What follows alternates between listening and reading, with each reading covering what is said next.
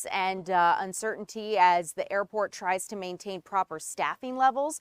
But I want to bring in our Tyler Finger because Tyler, actually, you were able to speak with a source just a little bit ago. And Tyler, I would like to chat with you about what you're learning. Okay, so what we know, according to the source at Atlanta Police Department, it's someone who's worked for the department for a while, has information, is involved in this investigation, had mentioned or has knowledge of this investigation, and said that a man, a convicted felon is what I'm told, apparently was on FaceTime with his family at some point either last night or earlier today, as maybe he was heading towards the airport, and was telling his family in detail to his family plans to possibly, allegedly shoot up the airport. Obviously, that's the world's busiest airport. Of course. It's a Monday Yep. after a weekend, meaning there's going to Very be a lot of busy. people there. We saw just how long the wait times were at the airport today.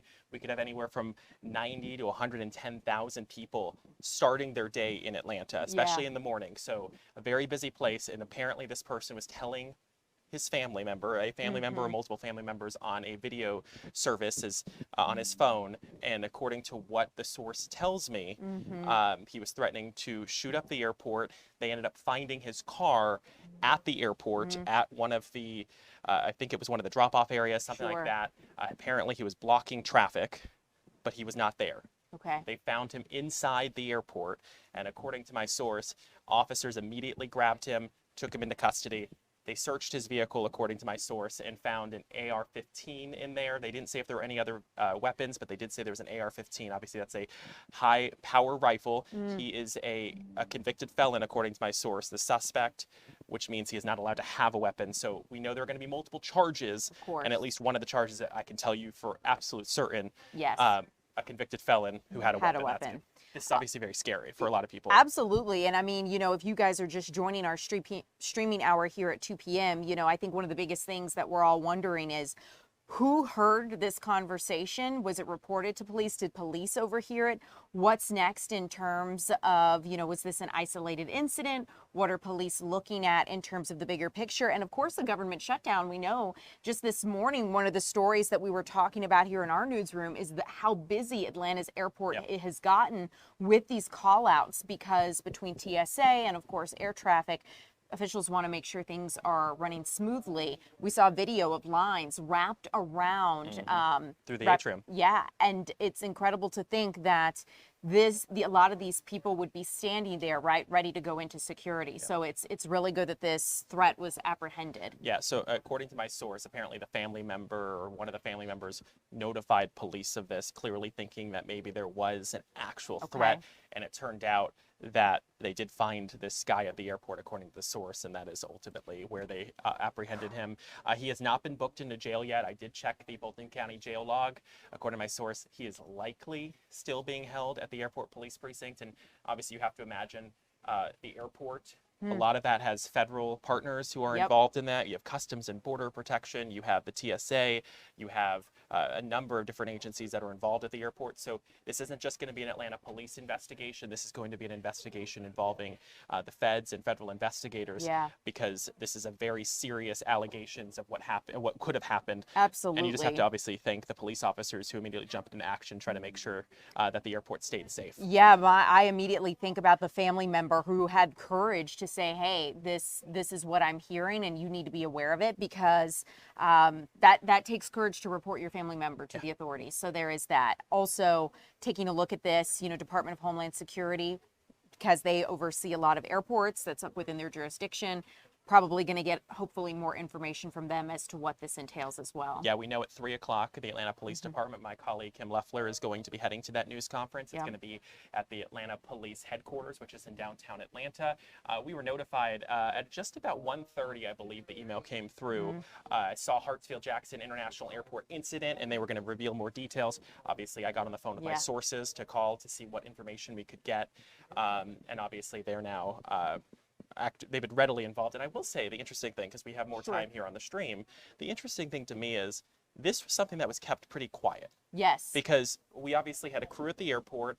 We had plenty of things going on. I know I had been in contact with a source earlier today about the wait times at the airport, and that source did not tell me anything about this. So either this all happened within a short period of time after I already had that conversation at about 11 o'clock this morning. Right. Or this is something that not many people saw it. Yeah.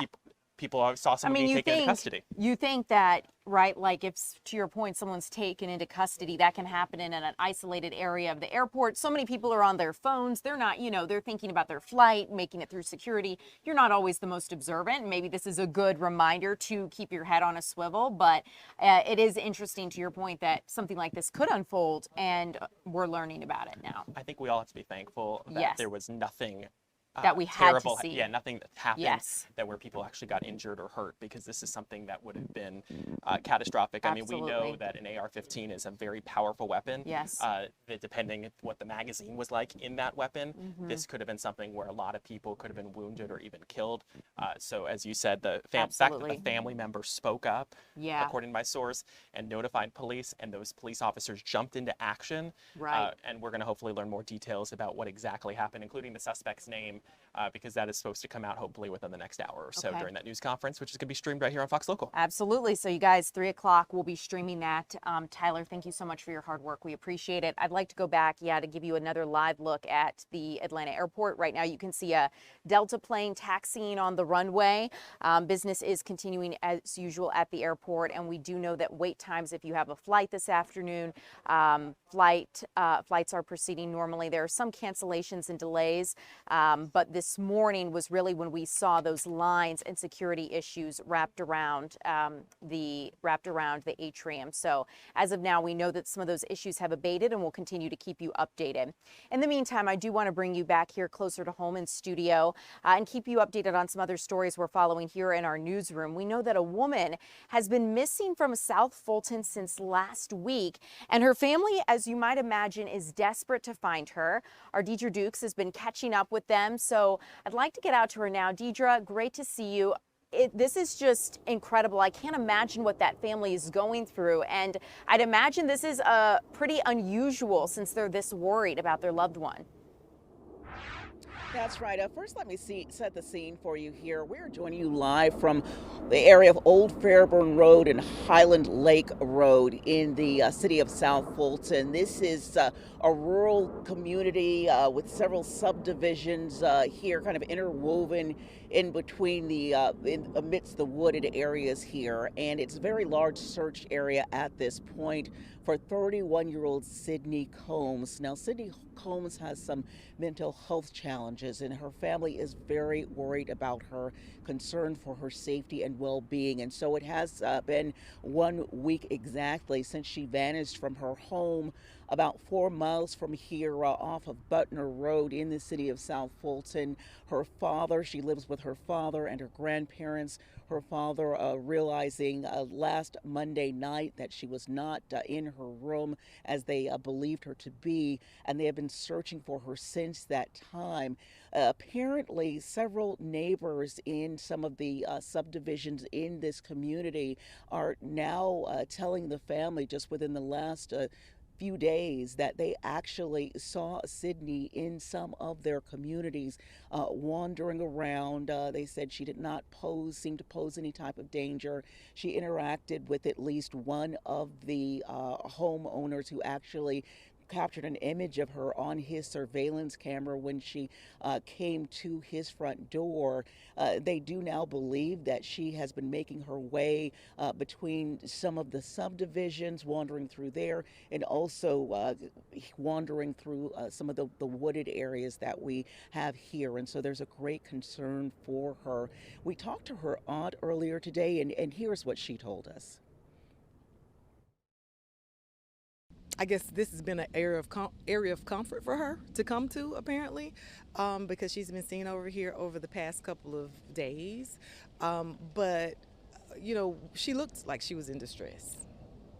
And so I think the message that we would like to convey to the community, to everyone, anyone, if you see someone that looks disheveled, just not alert, sluggish, just call someone. It won't hurt to call someone to just check on that person. Now, the family has expressed some frustration because apparently so many people now reporting to them because they've been passing out flyers, things of that nature, of course, throughout the week, as well as physically looking for this young lady. They've expressed some frustration that while several people said they interacted with her or they saw her in their communities, no one apparently called the police. And so the family also taking this time as they search for their loved one to remind people out there, remind the public how important it is if you see something or someone who seems to be disoriented, possibly not in the right frame of mind, to contact 911, to reach out to authorities in the event that that individual may need some help, which apparently Sydney does. And the family says they do remain hopeful that because the recent sightings have been in this immediate area, that they will find her hopefully sometime today. At the same time, we do understand that according to the family, law enforcement also is expected to be out here sometime today, Ariel, to search as well, to join in the search for this young woman.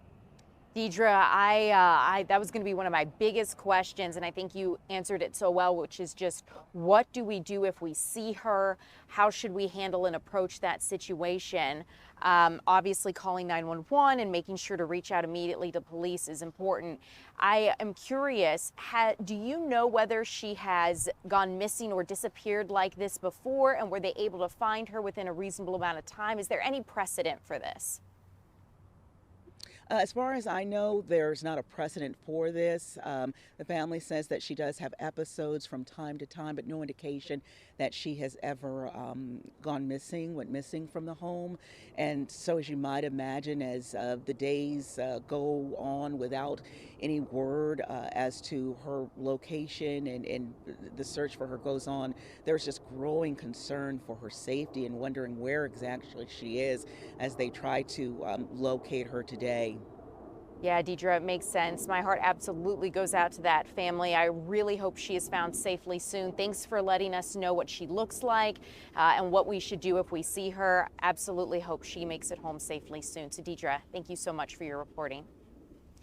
Okay, guys, bringing you back here. We're going to switch gears, and I want to get you a check of some national news that we're following here in our newsroom right now. And that involves President Trump hosting the Prime Minister of Australia at the White House today. So looking nationally, you can see a video we captured just a bit ago. That was around 11 o'clock today. And this comes just as President Trump has signed a critical minerals agreement with Australia. The agreement was finalized just before the Australian Prime Minister's visit to the White House today.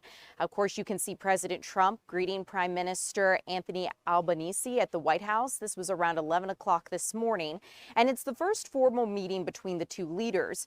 So the big question, what's at stake here, right? Why are Australia and the United States meeting like this? It's a deepening of defensive ties between Great Britain, Australia, and the United States, because ultimately these countries and the United States are seeking to deter China's growing influence in the Indo-Pacific region. Australia, what they're bringing to the table are rare earth minerals, crucial to building defense technologies, and of course, their geographic location there in the Indo-Pacific. The agreement between these three nations, the United States, Great Britain, and Australia, is going to give Australia nuclear-powered submarines.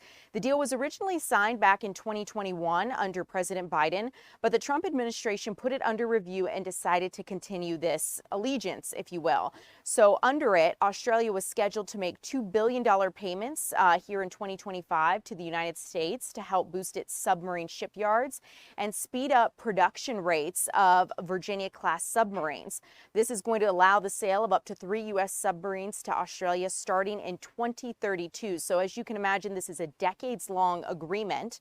The first $500 million payment was made when the Defense Minister of Australia met with his U.S. counterpart, Pete Hegseth, here in February. So President Trump, meanwhile, is set to meet with Chinese President Xi Jinping in South Korea. That is going to happen later this month.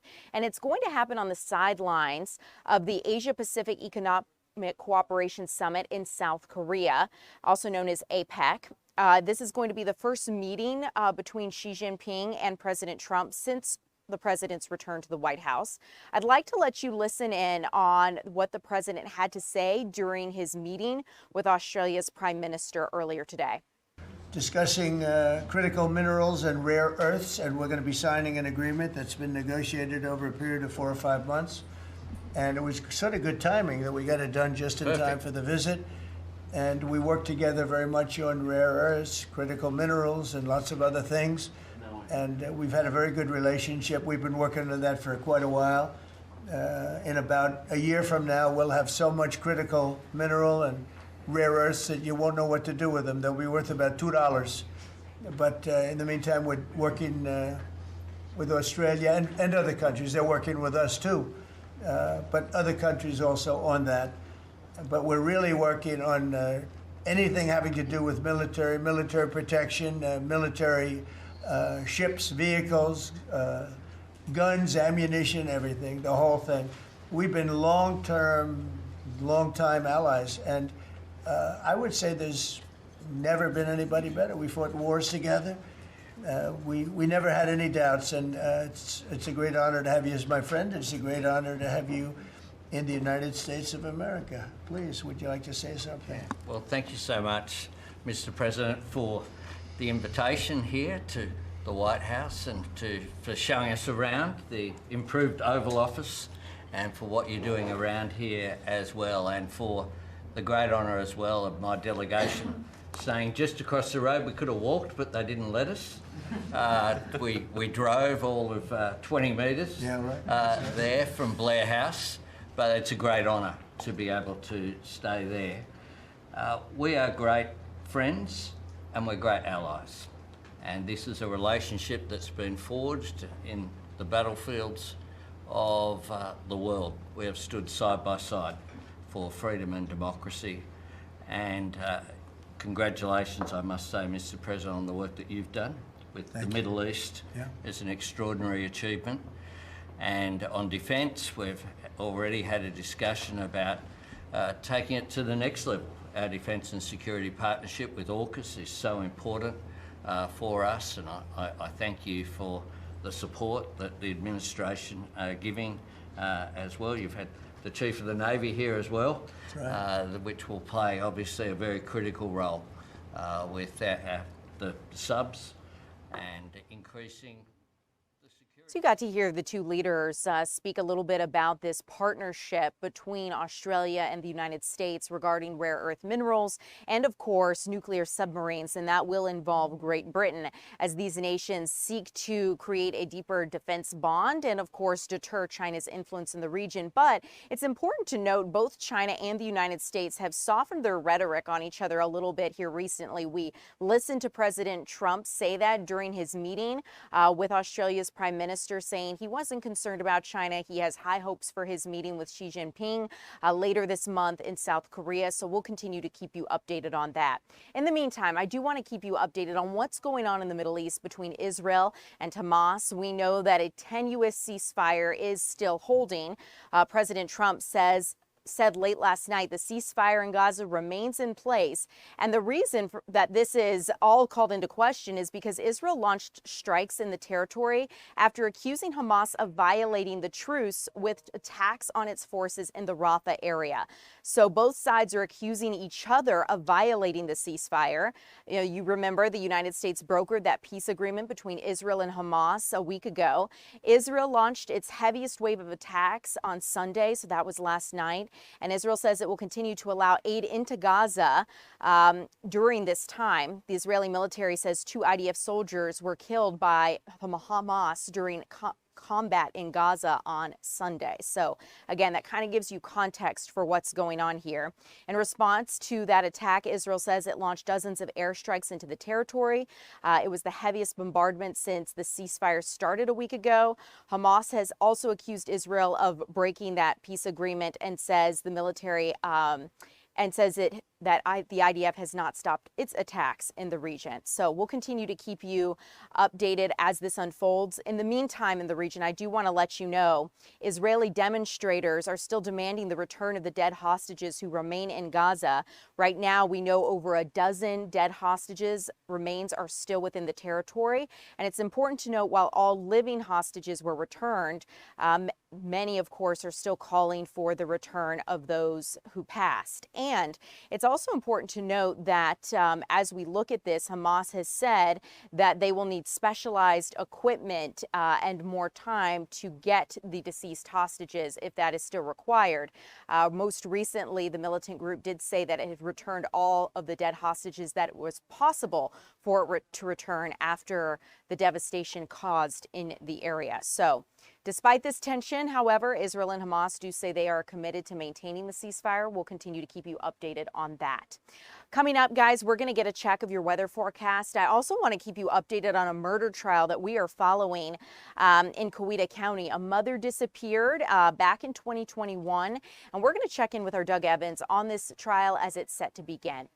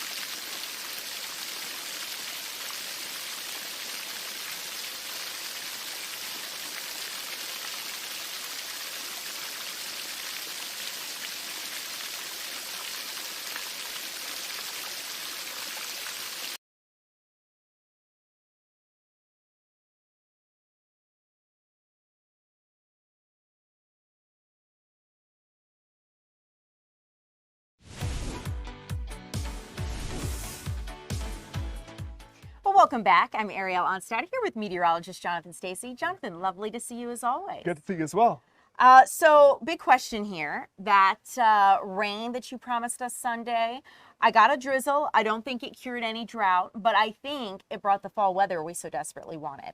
It definitely brought more of the fall weather than it did in the way of rain weather. Nonetheless, you probably cranked more water out of your shower this morning than we got across North Georgia It was on a little Sunday morning. disappointing, Yeah. but you know, I'm not complaining. Officially at ATL, it wound up being less than 1/100th of an inch, or actually 8/10 of an inch. Let's go with that. Who knew that it could be like I that? know we're slicing and dicing over here. We are. Yep. It feels cooler outside though, Yeah. I will say. Check this out. These were the numbers of the morning. Oh, We've wow. come a long way. We have. I feel like we're finally maturing into our fall season. He said we're finally catching up Yeah, with the we calendar. finally are. The I Mercury mean, and the calendar. 80 degrees is not October weather. No, but I still got one for you. Okay. Let's make it make sense.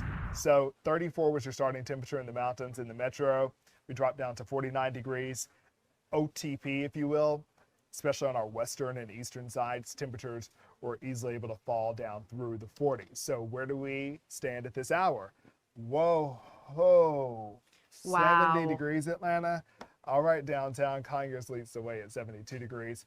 Still got some 60s as you look up to the north and to the west. Dallas, Marietta, and Douglasville coming in at 69 degrees, joining Fairburn as well. 71 in Rome, 70 LaGrange. You see the deal here. We're trying. We're doing our best. We to climb, are.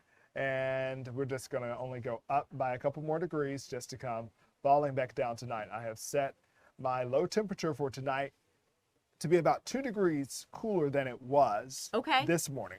Let me make this make sense though. The winds are going to be a bit softer and they're coming in out of the south. So in contrast to a bit more aggressive wind that was coming out of the north this morning, I think that 47 degrees is going to be just like that 49 degrees. Got it. Okay. We're This still makes below sense. average no matter how you shake it. So here's how Tuesday pans out. You'll start out with plenty of sunshine here in the metro area. Up to the north and to the west, you'll start out with cloud cover, and then you'll bring in some sunshine. But we get our clouds during the second half of the day if you're in Atlanta and for points to the south and to the east. Guess what's coming back to town? A cold front. But first, let's surge those temperatures. Let's push the gas and take us back to the non-aerial zone of 80 degrees. I'm excited about this. I love this. 80 in Covington, 80 Eaton, same for Thomaston. Nice. The other surrounding communities are going to try to copy that. If you're up to the north, you're going to have a little bit of a harder time reaching the 80-degree mark due to your early bout with clouds and a few passing showers. So we only take you up tomorrow just to build you or to break you down for Wednesday going into Thursday, and then the weekend is looking a bit half-hearted. So we're caught between two cold fronts. High pressure is largely in charge, but is not in charge for long. It's shoved out. Basically, high pressure has been moving around today, so we started out with a northerly wind. Now we got a southerly wind because this thing is jetting off. It's being pushed along by that cold front. Okay, the cold front tries to kick up a little sun, but it ain't much. It's going to be less than what we got yesterday. And we didn't get Wow. much yesterday. So if you're looking for some rain, sorry, Look I don't think it's going elsewhere. to do it this time. High pressure quickly moves back in. This fall-like pattern is definitely in unlock, okay? So as we look at the temperatures now, you can see here, we start trying to recover Wednesday only just to fall back down into the mid 40s for Thursday and Friday mornings.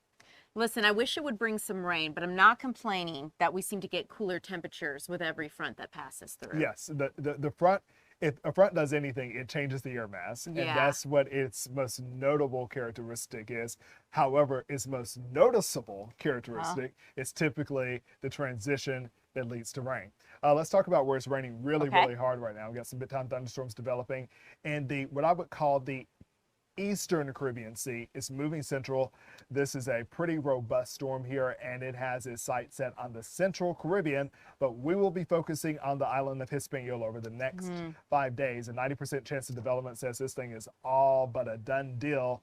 Look at this. Wow. Look at the spaghetti plots. They are Yeah. joining together, and there's getting to be a pretty solid consensus now that this thing Yeah. will turn to the north. If we're running out of time, Ariel, let me know, but it looks like there could be a landfall near Haiti sometime Friday. So we got our eyes on that. Melissa is the next name on the list. Okay, we have made our way through that list, which is pretty impressive. Go. Jonathan, I'll stay tuned to you to keep us updated on that. I have no doubt. And in our final maybe 10 seconds or so here, can you give us a quick look at the 7-day one last time? if you have it. If not, no I worries. But always have a 7-day for you. I love that. I'll present I to want to you. give you guys a last look at a big picture on our way out. So No looks tropical action here lovely. at home. Yeah. So a small shot at rain tomorrow, but that's pretty meager in contrast to what we could get on Sunday. So know that we like to embrace these fall weekends. I don't think we have a copycat of this past weekend, next weekend, but it looks like the focus for rain Got it. is on Sundays these days. Jonathan, Yep. thank you so much. I appreciate you. Indeed. In the meantime, you guys, I'm going to get a check of a story that's pretty crazy here. We're going to go to Paris, to the Louvre specifically, because in France, authorities are on the hunt for a team of professional thieves after a daring daylight heist at the Louvre Museum. It was a daylight robbery during public hours, and it lasted roughly between 4 to 7 minutes. Within that time, the French Interior Minister says masked intruders were well prepared and had scouted the venue and were able to use a basket lift mounted to a truck. They broke into a window, cut panes with a disc cutter, and were able to make off with some of the French crown jewels. It all happened around 9:30 in the morning inside the Apollo Gallery. That's where those French crown jewels are kept. Once inside, the thieves broke into display cases, stealing 9 items. And according to the Paris prosecutor, this included tiaras, necklaces, earrings, and brooches. One item was later found outside. French media outlets are reporting it was the crown of Napoleon, the third wife, Empress Eugenie, but it was broken, that jewel. The thieves then fled on motorbikes. So we'll continue to keep you updated on this story, but the French president is calling this an attack on France's heritage. The Louvre sees up to 30,000 visitors a day and was forced to close as confused visitors evacuated. So this is an ongoing situation, this heist here in Paris. We'll continue to keep you updated. In the meantime, a little closer to home, a story we continue to follow right here. A trial is set to begin in the disappearance of a Coweta County mom, Tiffany Foster. She disappeared from her home back in 2021 and was declared legally dead in 2024. Our Doug Evans is covering the start of this trial. And Doug, it's great to see you. I understand it is not just Tiffany's fiance who's facing charges and on trial here, but a second man as well. That's right. Good afternoon, Ariel. Jury selection began here in Coweta County Superior Court for the jurors that will hear the case for Reginald Robertson and also a co-defendant, Jeremy Walker. Reginald Robertson was the fiancé of Tiffany Walker, who disappeared in 2024. Last reported seen on March 1st, although investigators have said in previous interviews that I've done with them that they believe that she disappeared sometime before that. Second man on trial here, Jeremy Walker. He's accused of helping Reginald Robertson dispose of the body, and so he is charged with concealing a death, also charged with the theft of her car, which was later found in College Park sometime after her disappearance was reported. All right, let me take you back. And Ariel, I know you've got questions, so feel free to jump in anytime. Okay, let me take sounds you good. back to March 1st, 2021. That's when she is said to have disappeared. Tiffany Foster was a mother of 3. She was 35 years old. She was a nursing student. She missed a major exam at school. She also missed a flight to Texas to visit family. And so there was a lot of concern immediately about her whereabouts. And then 7 days later, Reginald Robertson, who she lived with and who she was engaged to, reported her missing. And so that began the case. A few weeks after that, the sheriff's office held a press conference. And if we haven't already, because I can't see, but if we haven't already, Ariel, make sure that we're rolling that video from today, we will see pictures of Reginald Robertson in court today. Also, that other fella, Jeremy Walker, you'll see him seated at a table as well. Yeah, And we're so, looking at him, Doug. Yeah, a few weeks after her disappearance, the Coweta County Sheriff's Office held a press conference. You're going to see some still photos from that as well. In that, the family of Tiffany Foster, wow, a 4-year wait for them for justice. In the early days of that, they were making a public appeal at the Sheriff's Office for any information from anybody to come forward and help them find Tiffany. One person who was not invited to that news conference, I'm told, was Reginald Robertson, her fiancé. Strangely enough, not invited. And then he showed up, not invited to speak. Wow. But I had questions, and so I asked him if he had any answers, and so he took the microphone in what was an important interview at the time, not only for Fox 5, but also for investigators who had their eyes on him and would later come out and say that he was a person of interest in the case. And I asked him, what would you say to Tiffany right now? And he said, and I quote, "Tiffany, if you're out there." Those words would later come back to haunt him because that was an immediate sign to investigators, the words, "if you're out there," as if he had some certainty, some knowledge that perhaps she wasn't out there and wasn't capable of hearing it. At least that's the way the investigators read it, Ariel. And so a short time after that, he was charged in the case. Not this case particularly, but something that happened in November of 2021. He was charged with kidnapping, he was charged with rape, he was charged with false imprisonment for an incident that they said happened well before her disappearance. Let's see, 3 months, 5 months before her disappearance, there was this incident in which he's accused of kidnapping her, holding her someplace, even tying her up, and at that time, even sexually assaulting her. So this comes to light after her disappearance, and he gets charged with that. And then about a year later, he's charged with her murder and also concealing her death and a few other charges along with this Jeremy Walker. And so that's where we are today. We're at jury selection. I heard from Tiffany Walker's family just last week. I was on vacation. I was out of the country, and I got a text from her mom, Katrina Hill, who had hoped that we were covering the case, and I reassured her that we were. And I've stayed in contact with Katrina over the years for many, many years now. She was at that original news conference. One of the sad things that had happened in the 4 years since now is that Tiffany Foster's dad passed away. He was at that news conference that day, but sadly, I believe it was 2 years into her disappearance, he did pass away. And I remember talking to her sister in an interview that we had done on one of the many anniversaries that we covered. I asked if she thought that her disappearance, Tiffany's disappearance, might have played a factor in her father's death, and she said most certainly it had. That he was extremely stressed out, extremely heartbroken, and the sister Kim had said to me that she was very sure that all of this had affected their father's health. Doug, I can only imagine, you know, my heart breaks for this family, and I hope they get the closure that they deserve. A question I have for you, as we are getting close to our time here, I have so many, but one of the biggest ones, have investigators revealed a motive at all? Have prosecutors shared that with you, why they think these men would have done this?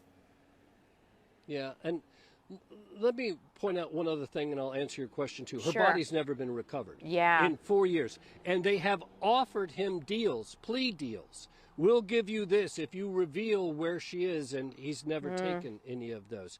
The motive in the case, I think, is just a troubled marriage. I think you could chalk it up to just domestic violence. Yeah. I think it's just a case of domestic violence that just turned very dark, very tragic.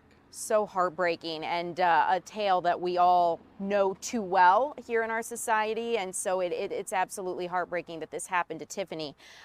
Doug, before I let you go, I do know that we had some sound that you had sent us, and so I do want to ask you if you want to play that and talk about it really quickly, or if you think that you covered it as we discussed things here.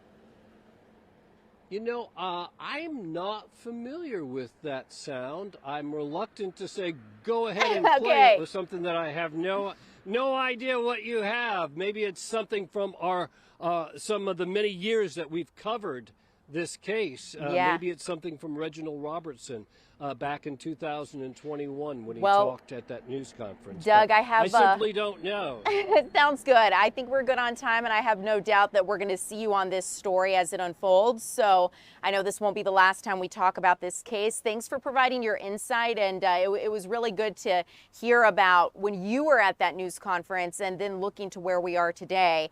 Always good to give that context, but absolutely, my heart goes out to that family. So Doug, thank you so much for your reporting on this. We appreciate it. Yeah, my pleasure, Ariel. Okay, guys, I'm going to bring you back here because coming up, we're going to be speaking with Visit Valdosta about some efforts that state lawmakers are taking to make Georgia a #1 spot for tourism. That's coming up next.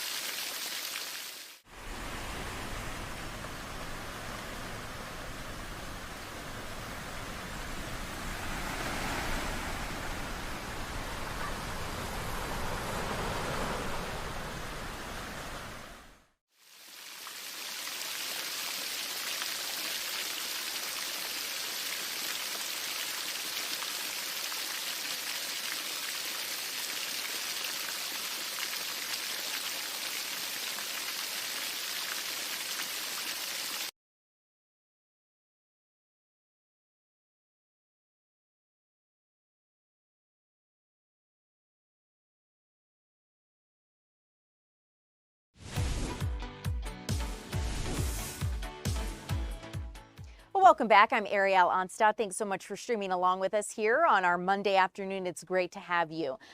Some state lawmakers, state senators actually, have been working really hard to make Georgia a prime destination for tourism. And I want to bring in President and CEO of Visit Valdosta, Dave DeSalvo. David, it's great to see you. Thanks for being with us.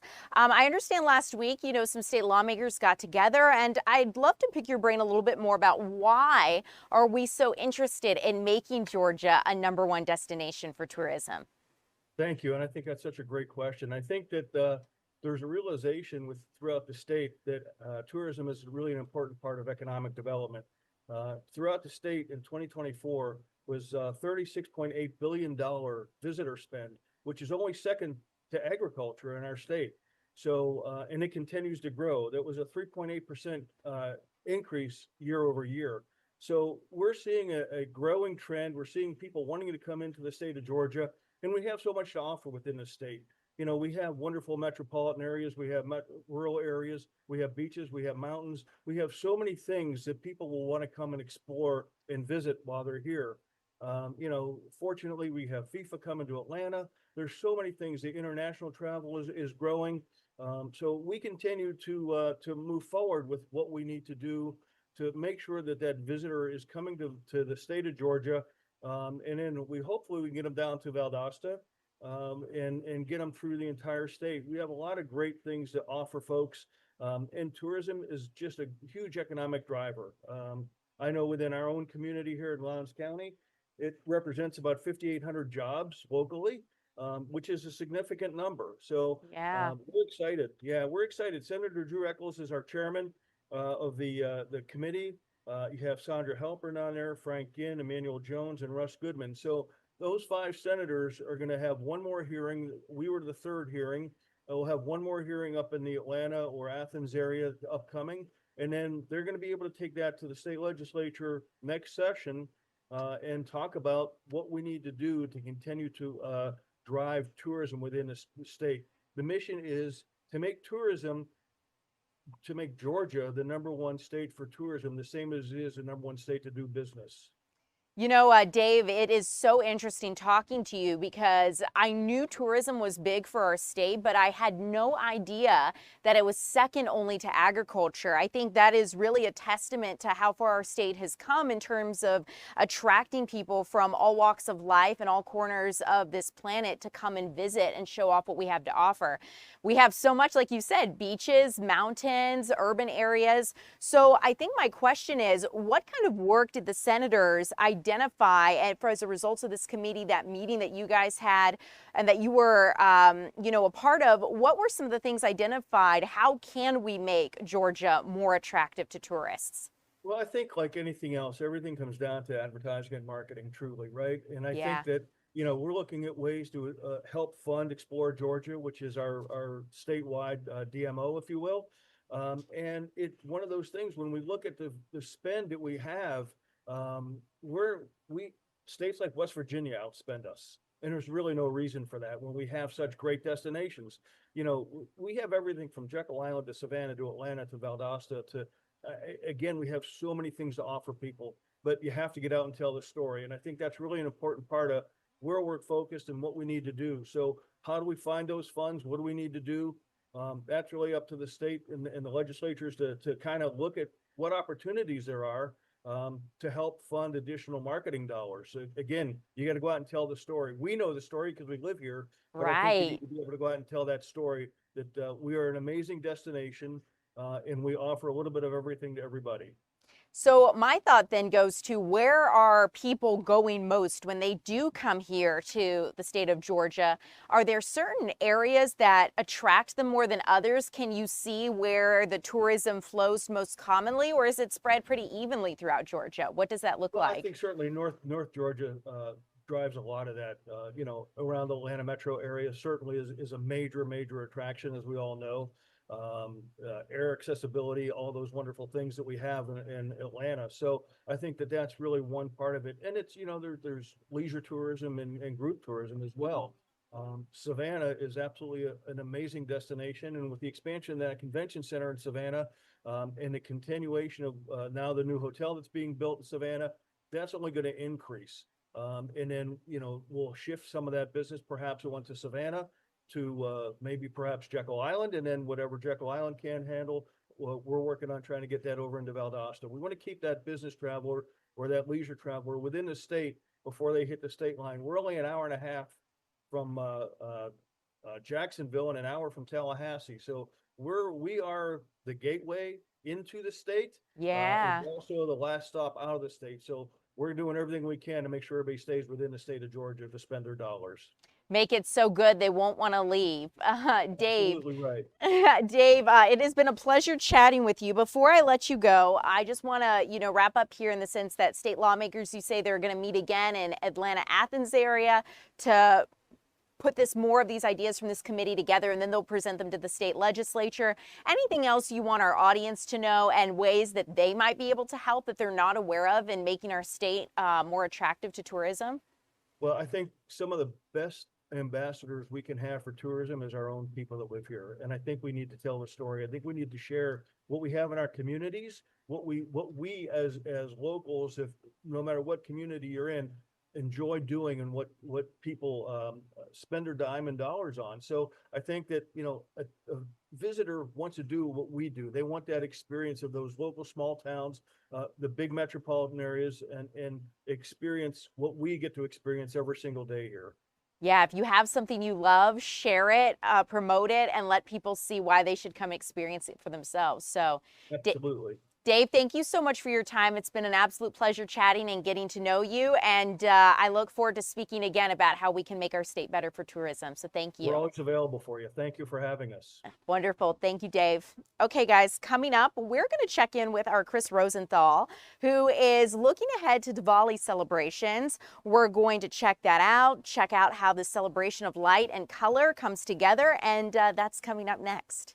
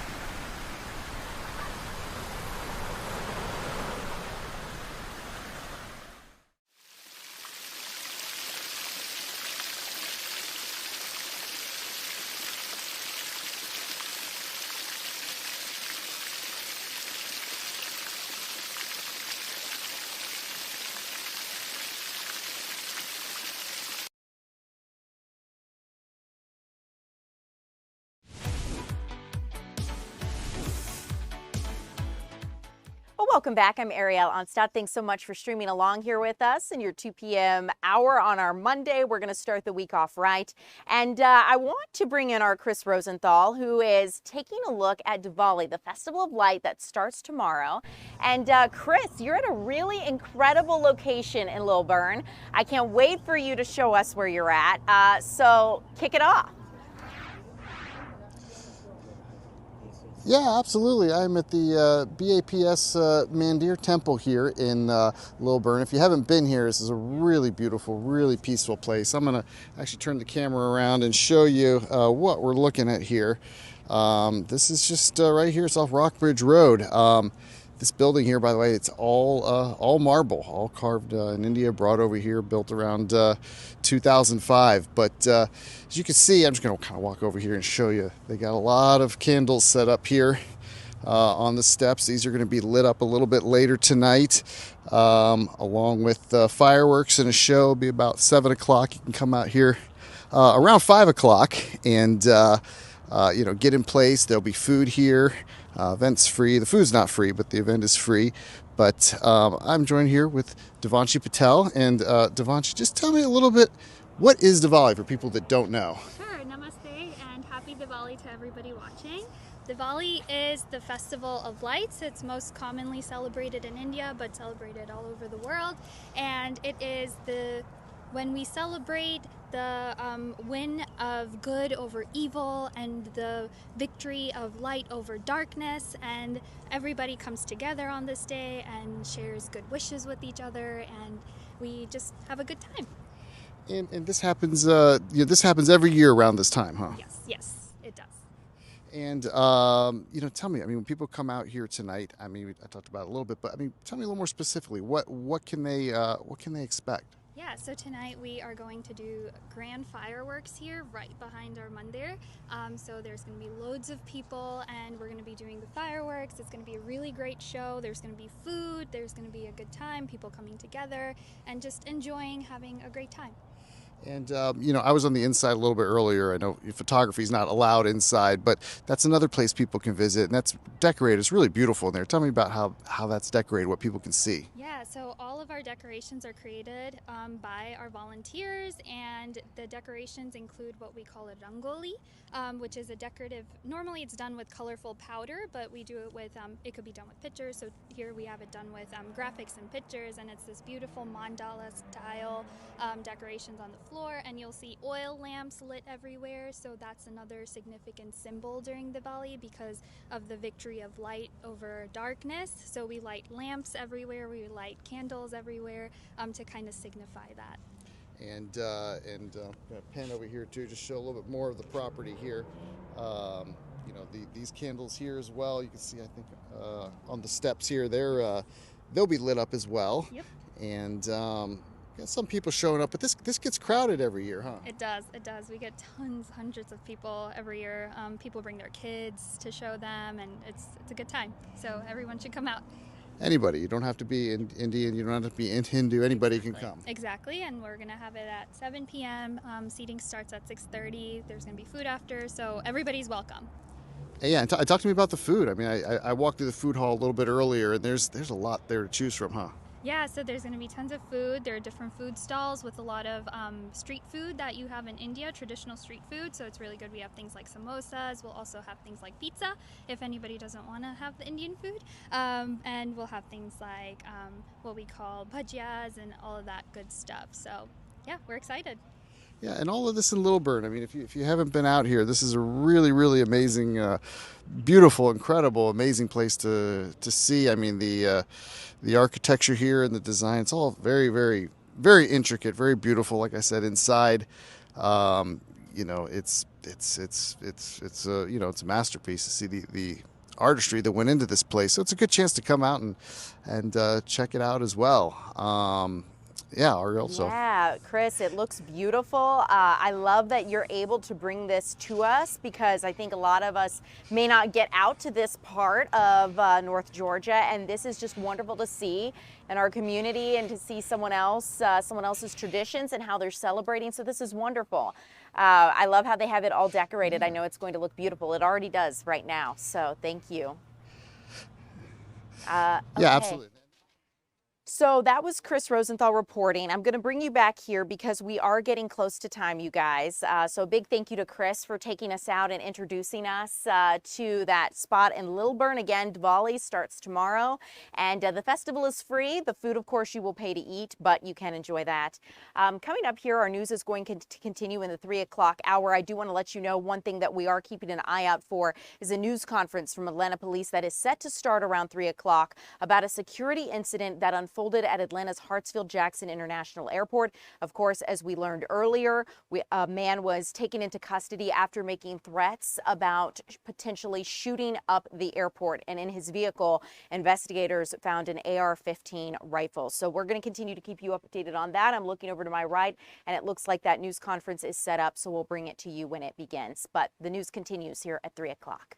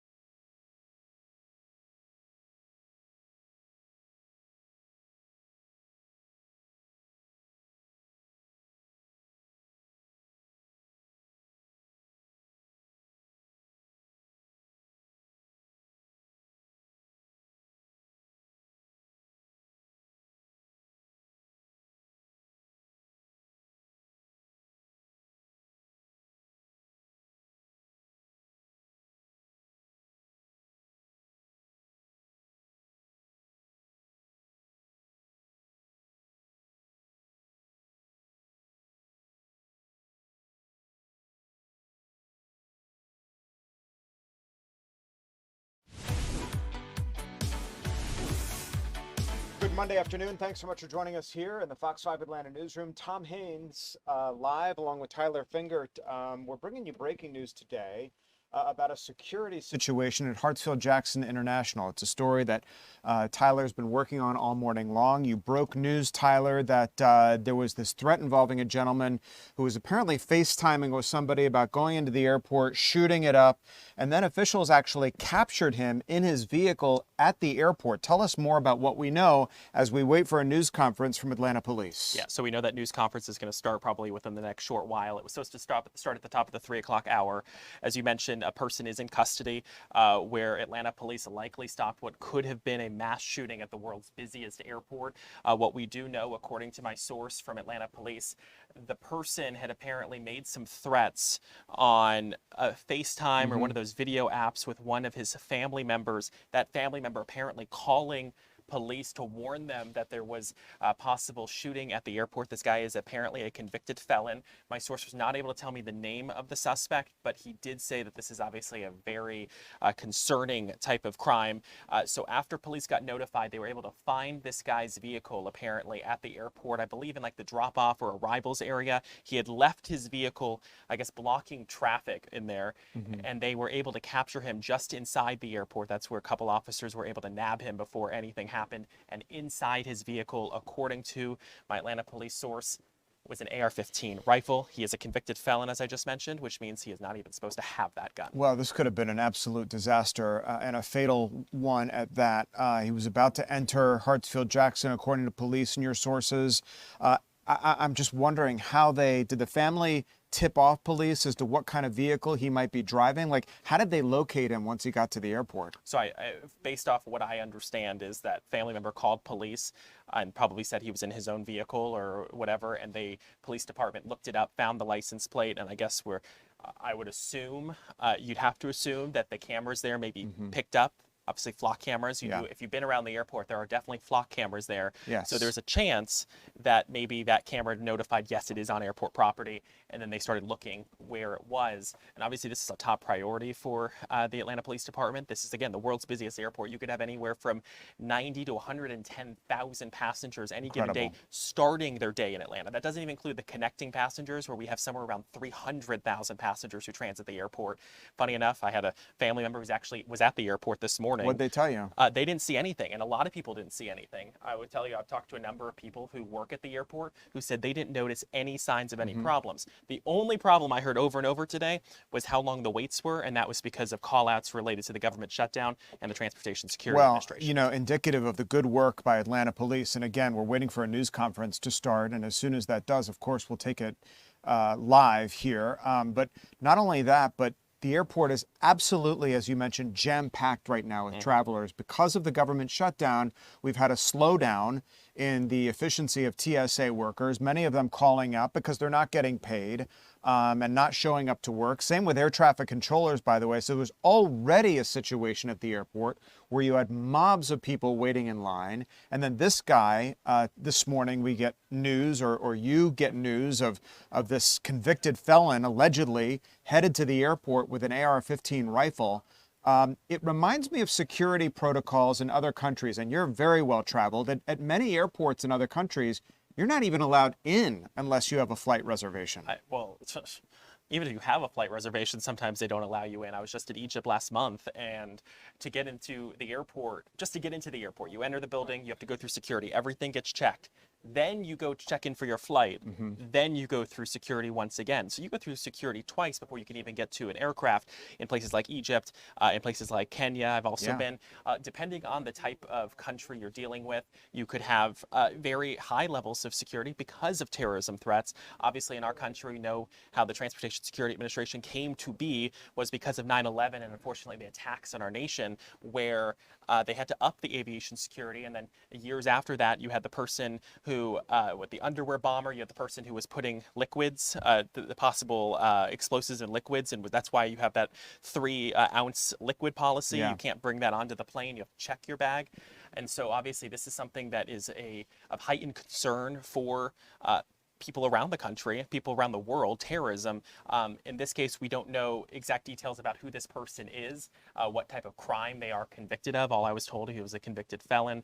But obviously Atlanta police taking this incredibly seriously, because this happened this morning. The person has not even been booked into the Clayton County jail yet, because obviously this happened at the airport. That's Clayton County. We've been checking the jail log, and he has not been booked in yet. So this all is still unfolding here at the airport. There's a chance that he's still, this suspect is apparently probably still in the airport precinct and has not even been transferred to jail yet. And the fact that APD taking this seriously, holding a news conference, and again, you can see that on the right side of your screen there. Any minute now, we're going to hear from likely the chief of police, Darren Shearbaum. He's going to be there. We'd have to assume, along with some other top investigators from the police department, to detail all of this. And obviously, this is something that they want to make sure never actually happens.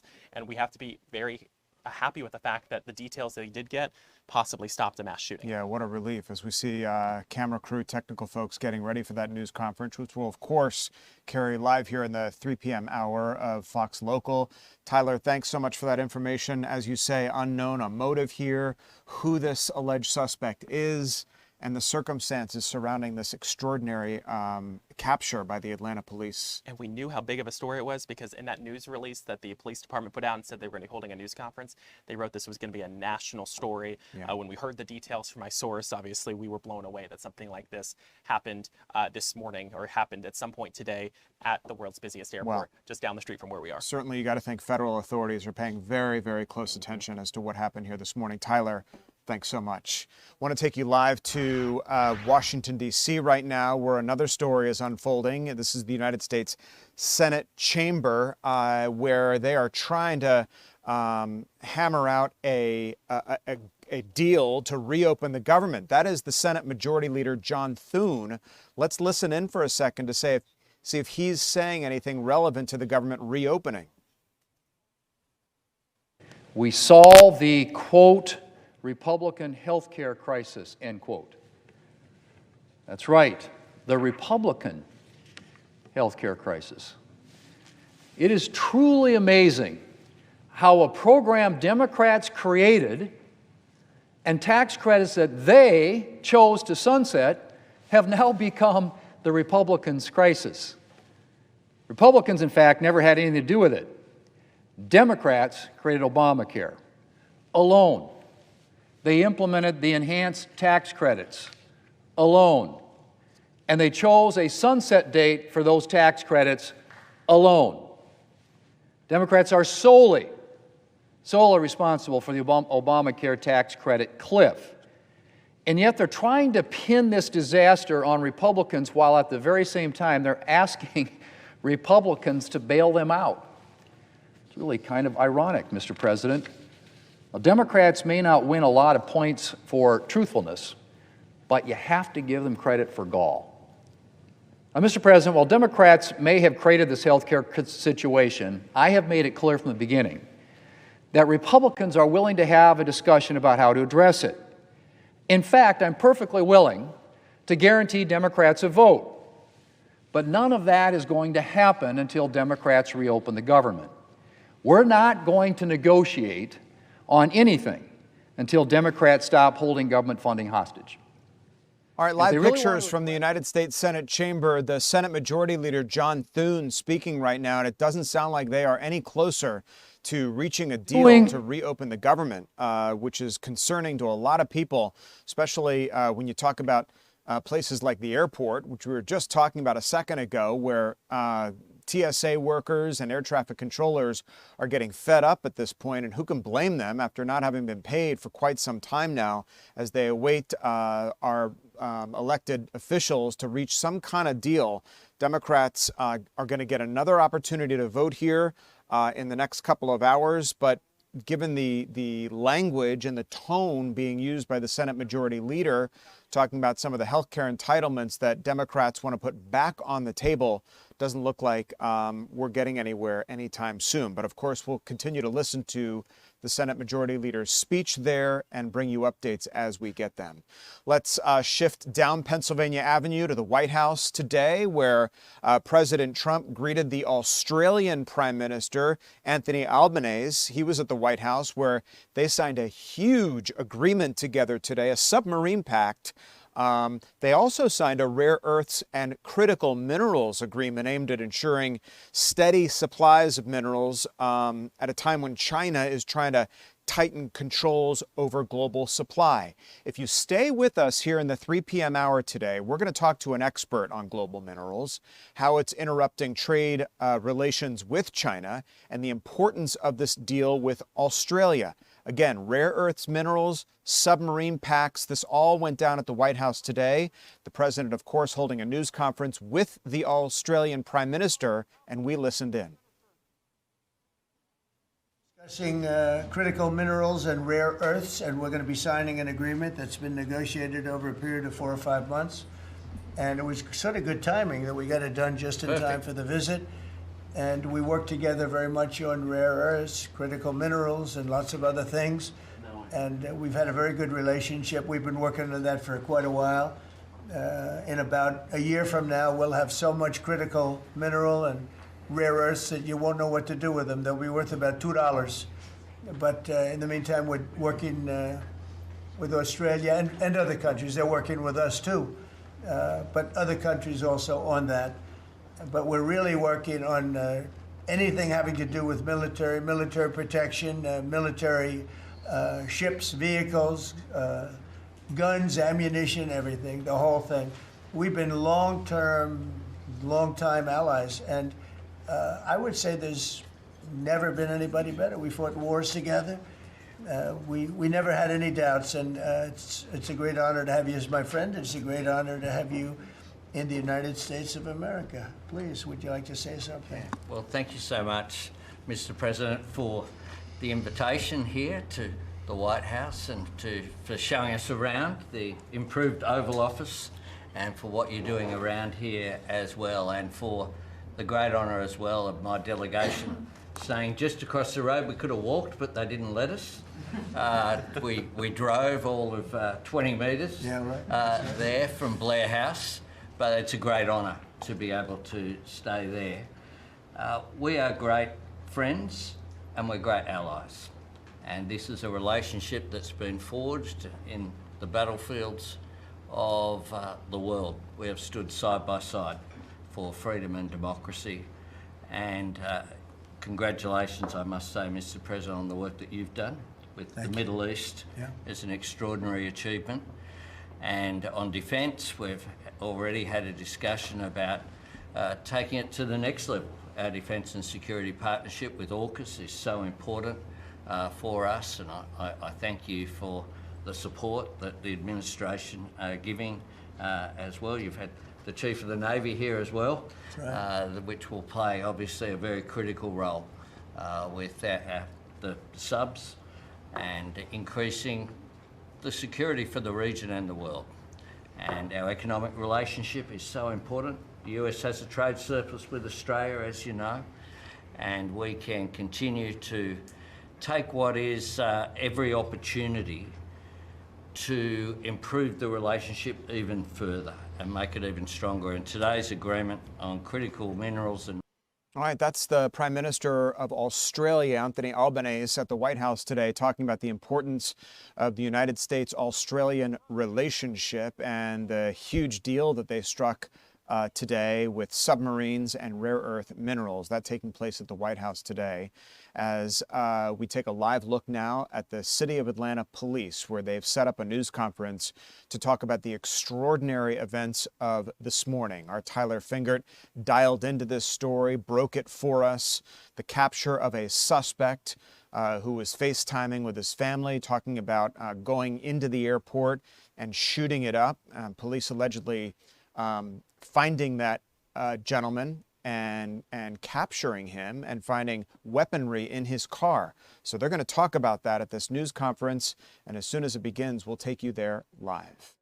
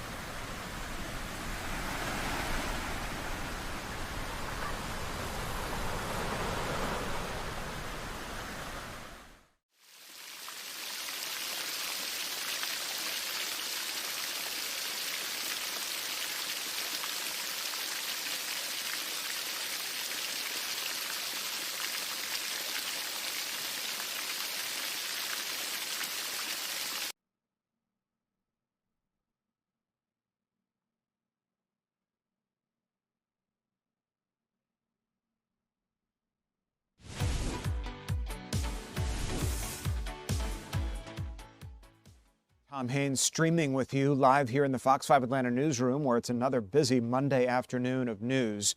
The Carroll County Sheriff's Office has come out with a disturbing story. Two parents are in trouble, accused of abusing their child who had Down syndrome.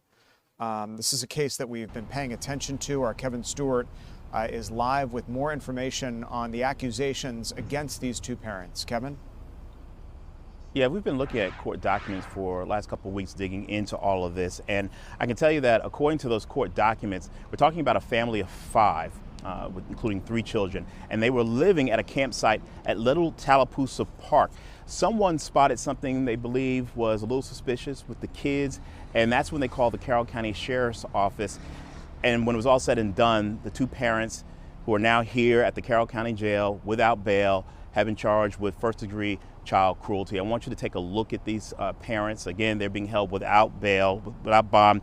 Jason and Kira Askia charged with first-degree child cruelty.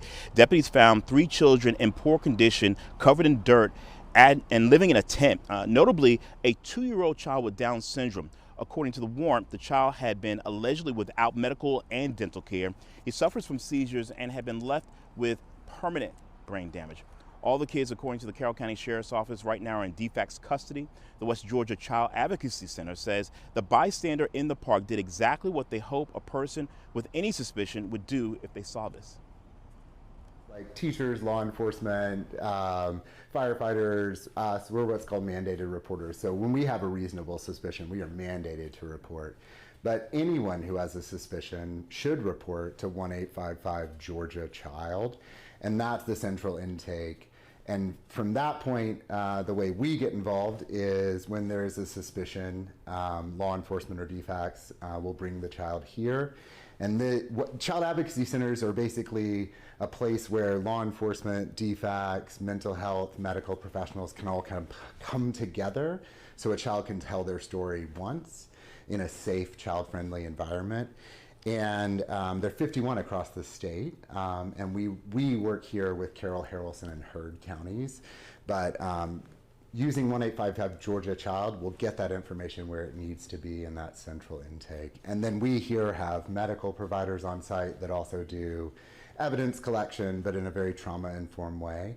And then we have mental health on site here as well with our child and family traumatic stress intervention. Yeah, so the big takeaway, obviously, you heard it there. If you see something, say something. It's also important to note that the Child Advocacy Center does teach people how to recognize signs of abuse and what to do. So that should be the big takeaway no matter where you are.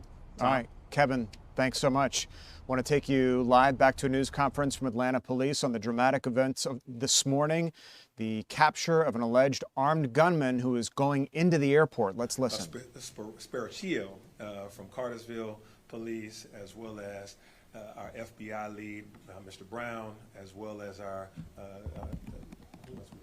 we have Ricky Smith from Hartsfield-Jackson Atlanta International Airport.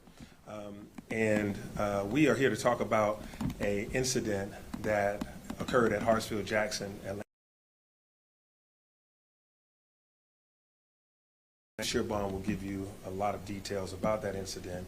But in particular, 27 or more lives could have been lost today because an individual came into Hartsfield-Jackson and after being reported coming out of Cartersville, Georgia, that had mental challenges. This individual, thankfully, his family went to the Cartersville police and shared with them what was going on, and they alerted APD, and APD and the airport were aware, and this crisis was averted. But this individual did have a semi-automatic weapon, and this individual was mentally challenged. And when you have those combinations together, it can turn out to be deadly. People that are mentally challenged, and he happened to also have been a felon from a few years back. So he's a felon with a semi-automatic weapon, and he's got mental challenges, and he's approaching the world's busiest and most efficient airport. This crisis, we're thankful to God and to good information and good intel and good people for this crisis being averted. Just a few weeks ago, we dealt with the CDC shooting that occurred in this city, where another individual coming out of Kennesaw had a mental challenge and a high-powered weapon and ended up killing a DeKalb County police officer and striking the CDC, as well as striking fear into the communities around. We also had an individual just last year in Midtown that was also seeking mental help with his parents, but ended up causing loss of life in that regard as well. We also had a Four Seasons hotel and residence, an individual with high-powered weapons and a mental health diagnosis. So what you're seeing is we are experiencing across the nation and even in this great city where guns and mental health challenges going together can propose a deadly scenario. But we're thankful that in this situation today, this crisis was averted. And so now I will turn it over to our police chief, Darren Shearbaum, to be able to give you more details about all of the aspects of this situation. Chief. Thank you, Mr. Mayor. Good afternoon, everyone. Appreciate you all being here. As the mayor stated, we are here today to announce an arrest of an individual that posed a threat to our airport, but also to note that because of the community, in the case of the family, as well as the joint collaboration of law enforcement, that a tragedy was indeed averted. The Atlanta airport, the busiest in the world, most efficient, remains safe. Each and every day we have a range of resources in place to keep the airport safe, including our special response team and the many officers that are assigned there. That team trains regularly for scenarios just like today. And I want to thank the men and women of the airport for their response. We have taken in custody and have under arrest a Billy Cagle, age 49, resident of Cartersville, Georgia. At approximately 9:40 this morning, the Atlanta Police Department was alerted by the Cartersville Police Department of a potential threat at the airport. Cartersville Police Department was alerted by the family of Mr. Cagle that he was streaming on social media, that he was headed to the airport, in their words, to shoot it up. And the family stated that he was in possession of an assault rifle. What we didn't know is that Mr. Cagle had already arrived at the airport. In fact, we know that he arrived at 9:29 going to the South Terminal, and that he entered the airport shortly thereafter at 9:31. That time, we do not believe he was armed.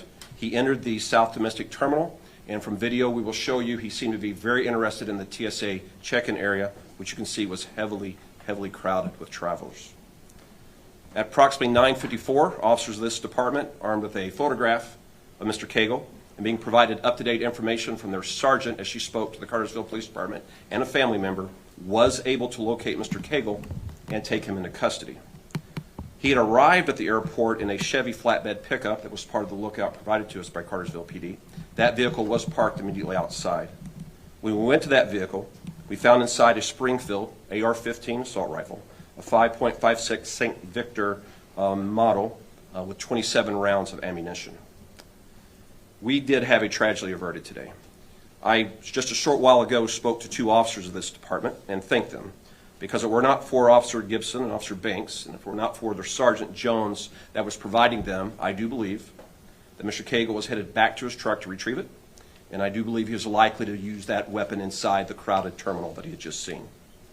We are working closely with the District Attorney of Clayton County, District Attorney Mosley, and we have charged Mr. Cagle with a count of terroristic threats, criminal attempt to commit aggravated assaults, possession of a firearm in the commission of a felony, and possession of a firearm by a convicted felon. We're here today briefing you on a success and not a tragedy, because a family saw something and said something. A family knew they had a family member in crisis, they knew they had access to firearms, and they were on social media. This is something we've seen across the country time and time again. Social media postings, people with an awareness, individuals with access to a firearm. But today, the family said something. The local police in Cartersville quickly notified the Atlanta Police Department. And the Atlanta Police Department, using its resources at the airport, took the individual into custody. So today is how it should work. Community, law enforcement, dedicated men and women wearing the uniform and trained to respond when their community needs them.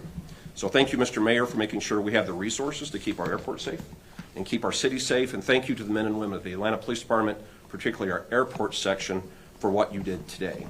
And now I'm going to turn the podium over to our representative from Cartersville, Captain Sparaccio, for comments from him. Thank you. Good morning. So this morning, just after 9:30, we were alerted by family members that Mr. Cagle was en route to somewhere in the Atlanta area. They weren't sure. Ultimately, we found out it was the Atlanta airport, and that he had the intention to inflict harm to as many people as he could. We were able to get in touch with the Atlanta Police Department. Our investigators were able to quickly determine what kind of vehicle he was in, get very recent pictures of that vehicle, and get all those over to the Atlanta Police Department in a timely manner, and ultimately get this, what could have been a crisis, averted. And it's because of the hard work, dedication of the excellent investigators we have, the patrol officers that initially took the report, that they were able to take care of that. We are familiar with Mr. Cagle. He's got a criminal history in Cartersville, but again, no one would ever see anything like this. See something, say something really did work. Thank you so much, Captain. Thank you to Cartersville Police Department for your excellent cooperation and coordination and timely quickness in telling us about this particular individual and the harm that he wanted to inflict. Thank you, Chief Shearbaum, and your team here at APD to receive that call, to have great relationships across the region, to be able to continue to stay in great contact with individuals and organizations and other police departments across this region so that they would collaborate with us. Thank you all for this. Those in the community, the family, thank you for sharing. See something, say something did work. And so we are standing here talking about a tragedy averted versus us standing here telling you about 27 plus lives that were lost or injured at the world's busiest airport. So I will now take. I think there's some video we're going to show at this particular time. Oh, got it. Maybe a benefit for you. Media, if you can direct your cameras to the screen. We have a video, and Chief, if you can just come up and kind of take a look at the video and just walk us through. Certainly.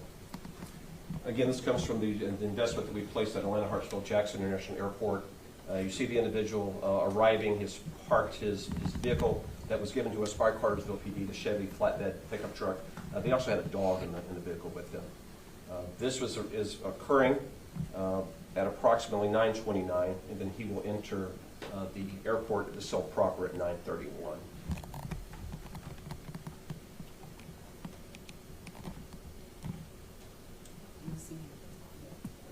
He'll be entering top left. You see him right here in the blue shirt, right here. He will go into the TSA area. He has a high interest in that area. And you'll see the number of travelers that are there that are preparing to depart. Our officers, armed with this photograph, are able to pick him out of that crowded area and are able to take him into custody.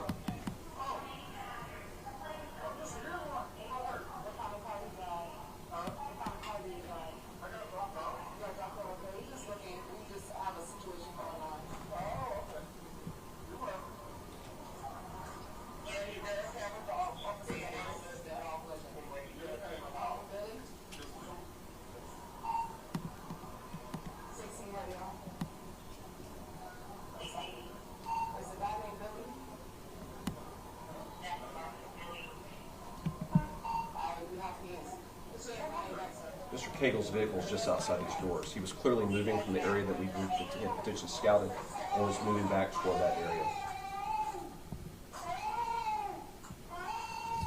Mr. Cagle was checked out by EMS. They determined he had no injuries, and he would be later be transported to his detention area.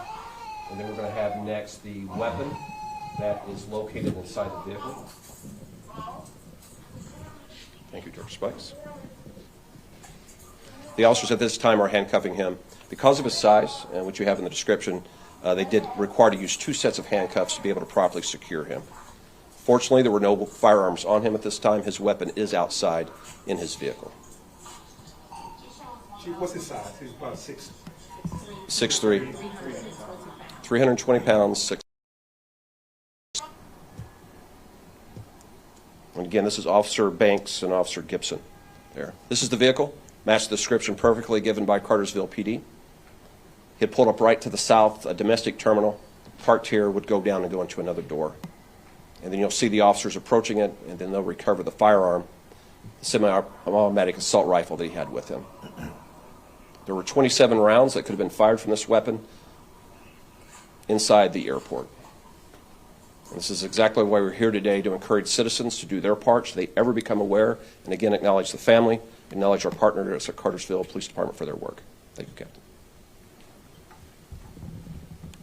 Mayor, at this time we are ready for questions. All right, at this time, we are now ready for questions. We will start over here. We'll start with Taisha, and we will move to my left. Taisha. So this question may be for Chief Shearbaum, I'm not sure, but had he just went into the airport with the gun initially, how difficult would it have been to stop him if he didn't do that, look like a dry run, maybe to see where he was going to go? I don't want to go into the full capabilities that we have at the airport. We prepare for this very scenario. We tabletop for it. Our special response team trains weekly for just this occurrence. What you didn't see in the video was close by officers armed with rifles themselves. Any of you that travel through our airport commonly see them in the atrium. That's why they're there. You see officers with sidearms that are ready, prepared to move out. So should that scenario ever rise, as it has elsewhere in the city, we're going to be ready for it through training, for proper equipment and capability. We just pray that we're never called upon to do that. This is what a proper response by citizens. You're listening live to Atlanta Police Chief Darren Shearbaum, Atlanta Mayor Andrea Dickens standing there behind him, describing what can only be characterized as the dramatic takedown of 49-year-old Billy Cagle, a convicted felon out of Cartersville who has mental health challenges, according to the mayor. The family apparently, according to officials notifying police this morning, that he was streaming on social media about going to the airport and opening fire with what police showed us was an AR-15 rifle in the back of his flatbed pickup truck. His family in very close contact with authorities, and the mayor and the police chief going out of their way to thank the family for averting what could have possibly been a disaster at the world's busiest, and as officials characterized it, the most efficient airport in the world. He had a semi-automatic weapon with him, an AR-15 with 27 rounds in it. It was a tragedy averted, according to the mayor. He's being charged with terroristic threats, possession of a firearm by a convicted felon. And again, they just thanked that person's family for alerting them. You saw the rapid takedown by Atlanta police. Once he really entered the airport, they were able to identify him within seconds. They have incredible technology at Atlanta harstfield-jackson, cameras and police presence on the ground there, and they were able to apprehend Billy Cagle, again, 49-year-old convicted felon out of Cartersville, before he was able to open fire. You saw he entered the airport before he went back for his weapon to surveil the landscape there to find out, perhaps, according to officials, where the busiest part of the airport might be. So, the police chief, Darren Shearbaum, said that this is how it should work. Communication. If you see something, say something. And that's exactly what happened today. So as we continue here, we're going to shift gears. We're going to talk about our Monday afternoon weather. Boy, it's a nice day outside. We're also going to talk to, as I told you about earlier, a rare earths minerals expert. You're going to be very interested to hear what he has to say about the deal we just not only made with Australia, but the coming APEC summit with China. There's a trade standstill with that country as it relates to rare earth, and we're going to talk to him about that as we continue here in the 3 p.m. streaming hour of Fox Local.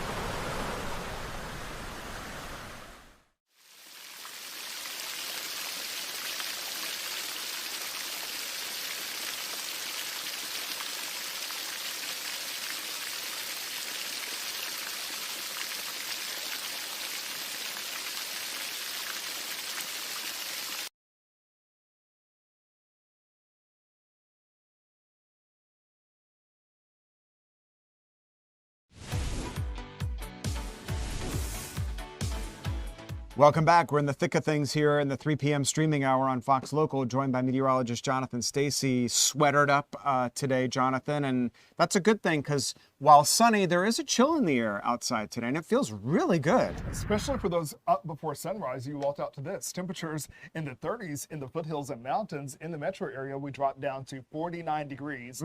That's at harstfield-jackson, and even down south, the temperatures were really close to dropping into the 30s there in Spalding County. So we have made a lot of progress over the past several hours in pushing the mercury up.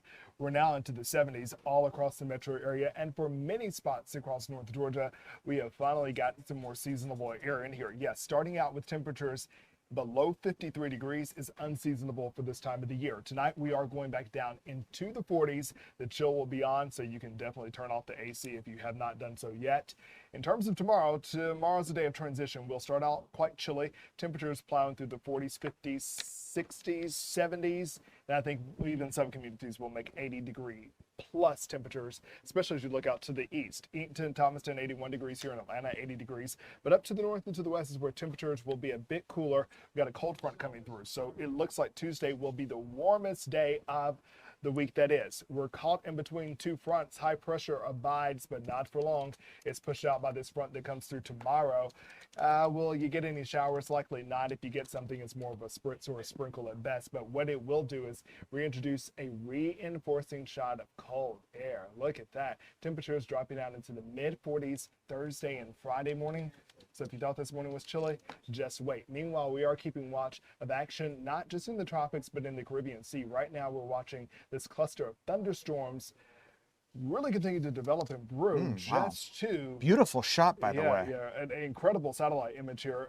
However, it's this trajectory that's most concerning. A 90% chance of development over the next 7 days. We look at these spaghetti plots. That north turn Thursday could be very problematic for the island of Hispaniola. We're seeing a moving of these plots over the past couple of hours, and so it looks like there is an opportunity for this storm to possibly blaze a trail between the island of Hispaniola and Jamaica, but you know someone is going to get some whiplash out of this as this system goes into the greater Antilles. The next name on the list, Tom, is Melissa. When you put it all together, it's a fairly calm pattern around our neck of the woods, just cooler than average for the remainder of the week, with the hope of hitting 80 tomorrow and a slight chance for rain, but it looks like a better rain chance comes Sunday. Not a bad weekend. Again, we split the difference this weekend with a little bit of rain. Same kind of thing that we're looking at. It looks like the Irish said on Sundays these days. Okay. Jonathan, thanks. I want to take you to France now. The Louvre Museum, the famous Louvre where the Mona Lisa resides, and authorities on the hunt for a team of professional thieves after a daylight heist at the Louvre. It was a robbery during public hours, lasted about 4 to 7 minutes. This sounds like something out of a movie, right? The interior minister there said that the masked intruders, well prepared, had scouted the venue, saying they used a basket lift mounted to a truck, broke a window, cut some panes with a disc cutter, and this all happened about 9:30 in the morning inside the Apollo Gallery where the French crown jewels are kept. Once inside, they broke into some display cases, stealing 9 items, according to the Paris prosecutor, including tiaras, necklaces, earrings, brooches. One item was later found outside. French media outlets say it was the crown of Napoleon III's wife, Empress Eugene, but it was broken. They fled on motorbikes, we understand. So the search is on for these alleged thieves. The French president calling the incident an attack on our heritage. The Louvre seeks up to 30,000 visitors a day, and it was forced to close as confused visitors evacuated the area. So some drama going down at the Louvre and the search for some precious jewels in Paris, France. Well, you've been hearing a lot about trade. You've been hearing a lot about rare earth minerals all over the world, in Ukraine, Australia, most recently China, where the president is threatening a 100% tariff on that country for its stance on trade as it relates to rare earth minerals. So why are rare earth minerals so important? The president talks about them an awful lot, but sometimes we don't understand why they are critical to our everyday lives, especially one called tungsten. What is that? It's critical to national defense, as a matter of fact. And there's Brody Sutherland, the CEO of Patriot Critical Minerals Corp. He's out in San Diego, California. Brody, thanks for joining us here in the 3 p.m. streaming hour. Tell us about tungsten and why we should pay attention. Yeah, thanks for having me. And I mean, this is a metal that, yeah, not a lot of people know about, but it is so important to everyday life. Everything that's manufactured that's metal has been cut by a tungsten carbide bit. So everything that you see around you has probably been influenced by tungsten in some way. The critical part is the military application. Tungsten is nearly as hard as diamond. It is very dense. It has the second highest melting temperature of any other element. And it's those characteristics that make it very strong. So it's used in missiles and ammunition, and also strengthening alloy for aircraft, for tanks. That's why we need access to this metal, and it's so important that we have it. And I understand just by reading some notes here that China is actually in control of 90% of tungsten production harvesting. So you can understand why the president is so concerned about their control of that mineral and our ability to access it. Absolutely. And I mean, this is the case for a lot of critical metals. But China has absolute control. February this year, they banned all export of it. And so you can imagine if 90% of your market all of a sudden gets taken away, you need to find other sources for it. We have this metal here in the United States, and that's what our company is doing to drive forward and create domestic source supply for this metal. But we have to make agreements with other countries as well, because that's a huge gap to fill now that China is no longer exporting it. And you saw the Prime Minister of Australia at the White House today. They signed a rare earths mineral agreement, but will it give us access to tungsten the way, say, China could provide for us? No, we need all the allies. We need all the access we can get. And Australia is an amazingly endowed country for minerals, especially in the critical metal space. So is the United States. But we need all our allies right now to fill that supply gap. Do you think that those kind of discussions will be on the table when President Trump is set to meet with the Chinese President Xi Jinping next week? I mean, are they going to be talking about rare earth minerals and how to open access to the critical minerals like tungsten? Absolutely. And I think what we're seeing with the announcement today is positioning for that. Trump wants to be able to go in with strength and say, look, we have friends out there. We can find other sources for it. I think we're not going back to the norm of just allowing China to be the primary supplier for a lot of these metals. I think we need to branch out. And again, it starts looking at things closer to home and partnering with strong allies like Australia. You are the CEO of Patriot Critical Minerals Corp. What does your company do, and why are you so well versed in something like tungsten? Well, I'm a geologist by background. I've been working in mining for over 18 years. And our company, Patriot Critical Minerals, what we have is 100% control of America's largest tungsten deposit. It's also the only deposit in the US that has a current compliant resource. So that means it has something that's been fully updated. This makes it incredibly advanced. And what we're looking to do with our project in Elko County, Nevada, is advance that to production so that we have secure supply of tungsten here in the United States. Quickly, has the government relied on your company, Brody, or the White House for that matter, on information regarding rare earth minerals? Have you been involved in sort of trade, not negotiations, but trade preparations and finding and accessing rare earth minerals around the world? We've been talking to the government about how we secure supply here in the United States. As we round that out and continue those conversations, it will become a global topic as well. But again, our primary concern is finding these metals on U.S. soil so we don't have to rely on any other country. And do you think we're going to strike a deal with China here in the coming days and weeks? I'm not sure, Tom. We'll see what comes. I'm not sure. I think the announcement today with Australia is a clear sign that Trump may want to go another direction and not open that door again. All right, Brody Sutherland with some really interesting information on something called tungsten. We hear an awful lot about rare earth minerals and how it impacts trade agreements with other countries, but we really have never drilled down into what exactly rare earth minerals even are. But we just learned today the critical nature of at least one of them, that is tungsten, to our nation's national security and defense. Brody, thanks so much. As we continue here in the 3 p.m. streaming hour of Fox Local, so much more to bring you today. An incredible holiday is about to take place in India. It's called Diwali, and it's known as the Festival of Lights. We're going to tell you how we're celebrating that locally here with our Chris Rosenthal as we continue after the break.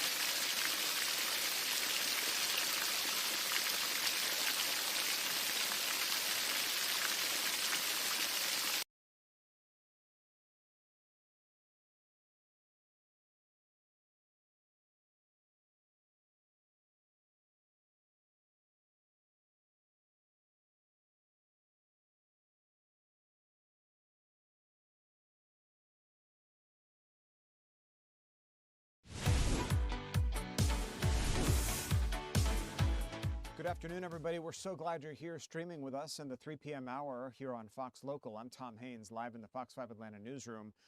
You know, Diwali is coming up. It's an Indian heritage holiday. It's called the Festival of Lights. If you're over in India, you're going to see lights everywhere as that country celebrates, but here too. That's Chris Rosenthal. He's up in Lilburn, Georgia, with how local members, Chris, of the Indian community are going to celebrate this important holiday. Yeah, that's right, Tom. I'm up here in Lilburn at the BAPS Mandir Temple. I don't know if you've ever been up here before, but it is a beautiful temple, and lots of people are already showing up. I'll just kind of pan around and show people already showing up, but more will show up later. This is the temple right here. You're getting it all ready, all decorated for Diwali celebration. Diwali celebration that's going to happen this evening, and I'm joined by Jigar Patel. And tell me a little bit about what is this holiday? What is Diwali? What does it mean? Yeah, well, Chris, thanks for having us on. Diwali is a festival. It's one of 5 days celebrated this time in the fall. It's a festival that is a festival of lights. It's celebrated across multiple faiths like Jainism, Hinduism, Sikhism, and Buddhism. During this time, we come together as families, as communities, to celebrate the victory of light over darkness. Whether it's at the individual level, or at the family level, or at the community level, we reflect back on the last 12 months, celebrate and recognize our wins, and try to build on those wins for the future. And this all kind of leads up as well to the Hindu New Year too, huh? That's correct. On Wednesday is the Ankor Day. Many communities within the Hindu faith celebrate that day as the New Year. As we reflect back over the last 12 months, that's a great day to sort of build, like I said, on the future. Now this is a beautiful temple here in Lilburn. I mean, you may have seen this if you've driven by, and it's a beautiful backdrop for the events that are going to happen later today. Tell me about, tell me about what's going to happen here. What's the schedule? That's right. So this evening, starting at 7 p.m., is our Diwali celebration. The community is going to come together and celebrate with their families, with food, and then there's a grand fireworks, light, and sound show to cap it all off. We expect a large showing, and as every year, I expect this year's fireworks show to be phenomenal. And I'm just going to kind of pan around and show as well just this view from up top up here. I mean, we have even down here we've got candles, and it'll all be lit up. It'll all be really really beautiful and spectacular out here. And this is free. Anybody can come. You don't have to be Indian, you don't have to be Hindu. Anybody in the public can come, right? That's correct. This evening's program is open to everyone. There is no admission fee. There is a food court where we have food for purchase, and everybody is welcome to purchase some Indian delicacies and snacks to try out. But the fireworks and evening program is open to everyone. Awesome. Well, you come on out here to the APS Mandir Temple here in Lilburn, and should be a pretty spectacular evening. Chris, it looks beautiful, first of all, and if I know anything about the Indian culture, which I do, my kids are half Indian, they're going to do it right with the lights and the food court that they mentioned, the BAPS Mandir Temple up in Lilburn, Georgia. What a spectacular sight. The structure in and of itself is beautiful, and Diwali or not, it's probably something really cool to go up and see. Chris Rosenthal, thanks so much. Go up and check out the Diwali Festival at the BAPS Hindu Temple. That's Chris Rosenthal with us live. Thank you so much for joining us here live today. We covered a whole lot of ground here in 1 hour. Tons of breaking news. The news doesn't stop. It's going to continue in the 4 p.m. hour. We'll update you on that critical situation at Atlanta's hartsfield-jackson International Airport. A suspect in custody now after threats that he was about to enter the airport with an AR-15 rifle. Crisis averted, according to the Atlanta Police Department, and our coverage continues right here, right now.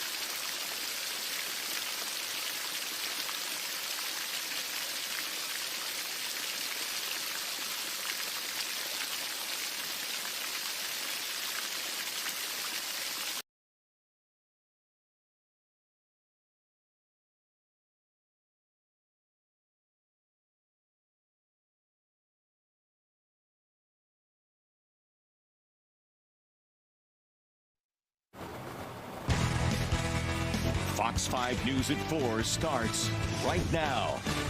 4 years after her disappearance and death, the fiancé of Tiffany Foster heads to trial. Everything we know about the case. And 3 stabbings in 24 hours at the Fulton County Jail. What the sheriff says about the violence behind bars. But first, breaking news off the top here at 4. Atlanta police may have stopped a potential mass shooting at the world's busiest airport. Good afternoon. I'm Tyler Fingert in for Christine Spiro. We broke the story on Fox Local at 2 o'clock. Officers arrested a man who they say planned to go to Hartsfield-Jackson International Airport to shoot it up. Let's go to Fox 5's Kim Leffler, who was at an Atlanta police news conference that just wrapped up a short time ago. Kim, this could have been incredibly bad this morning.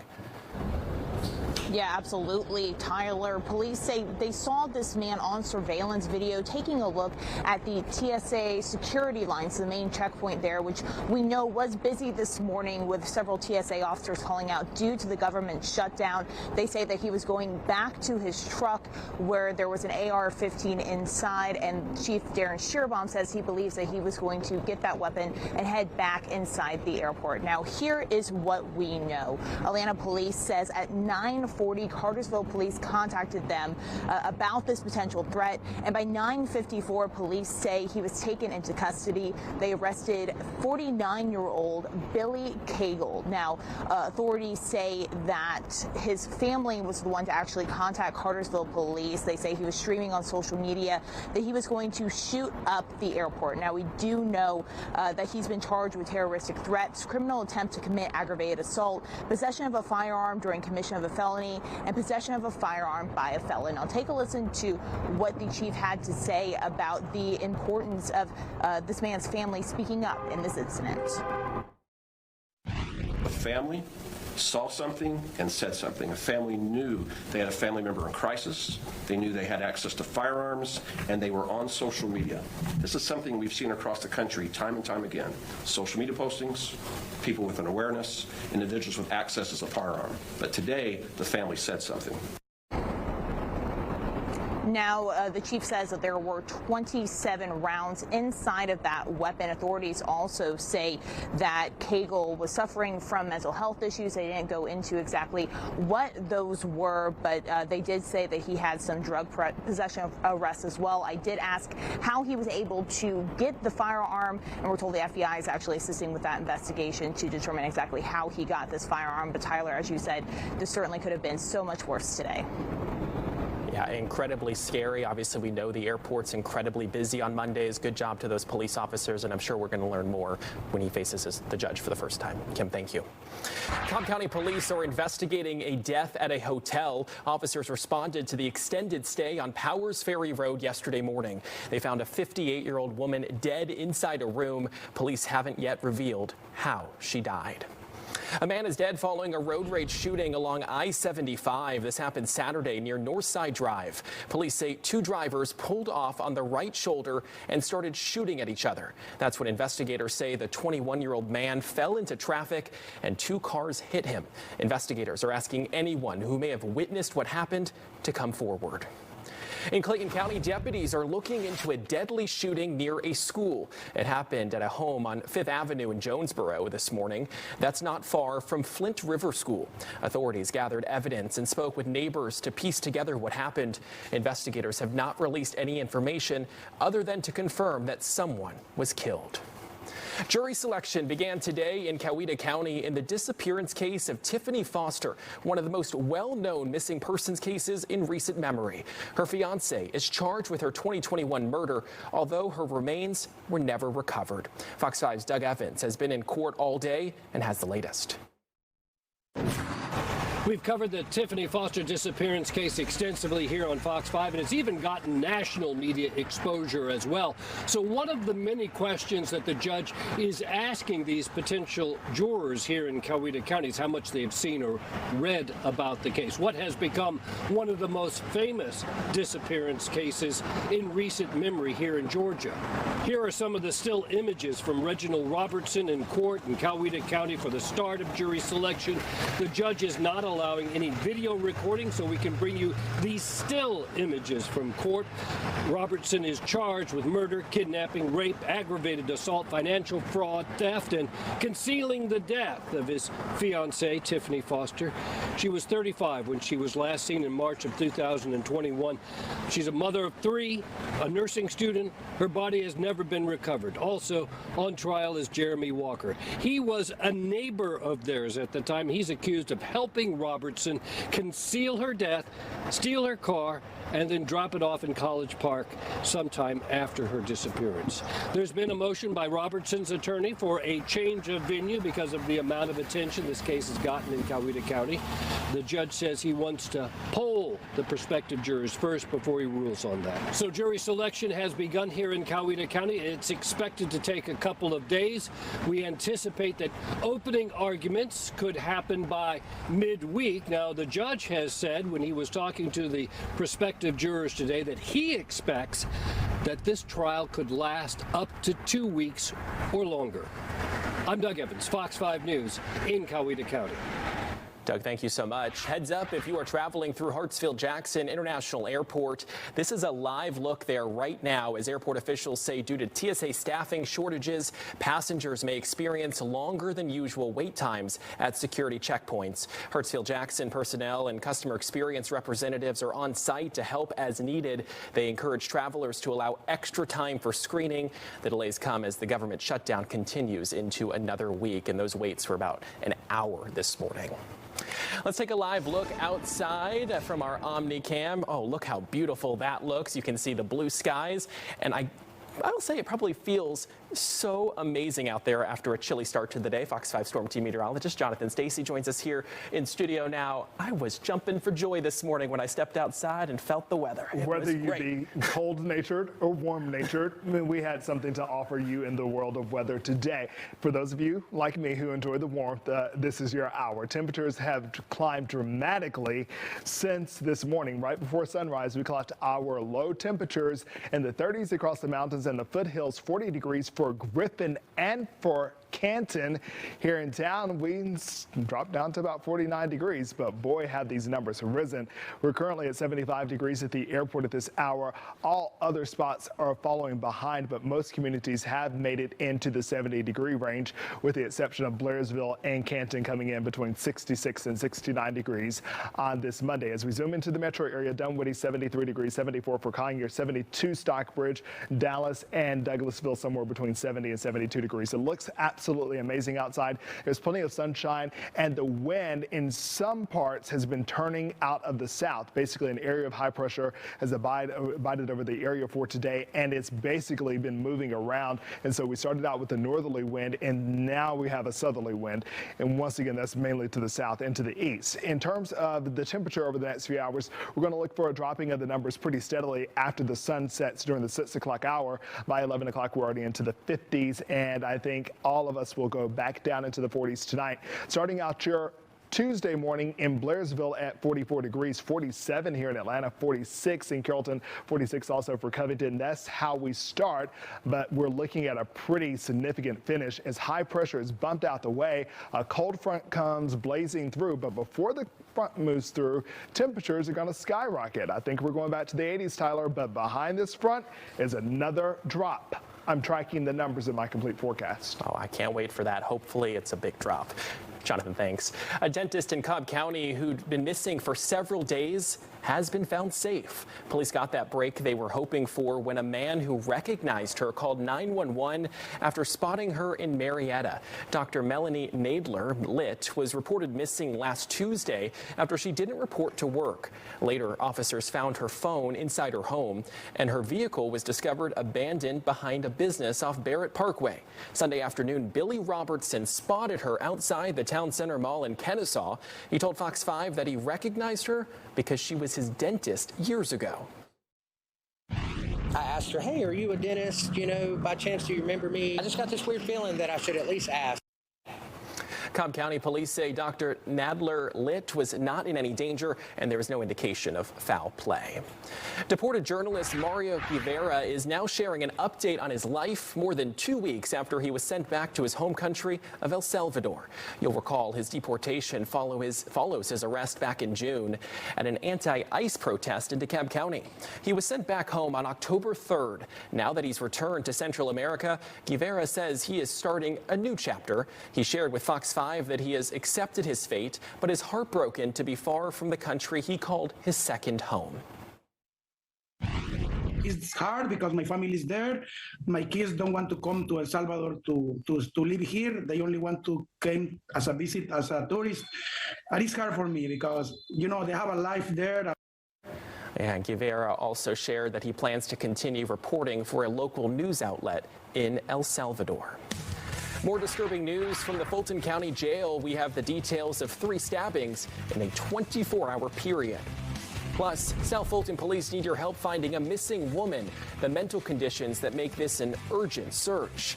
And Atlanta's mayor celebrates the opening of housing for people in need, the city initiative that made the build possible.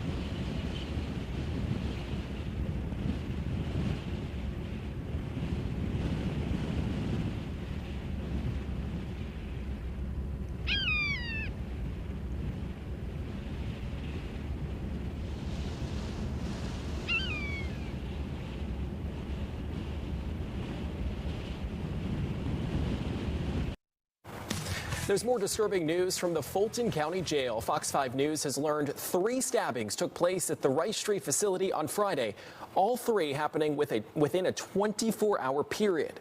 You may recall we told you about another stabbing last Wednesday. Fox 5's Angelique Proctor has the latest on these violent encounters. The sheriff's office confirms 4 inmates were brought by ambulance here to Grady Hospital after 4 stabbings last week. We are beyond an emergency situation, and we've been saying that from day one.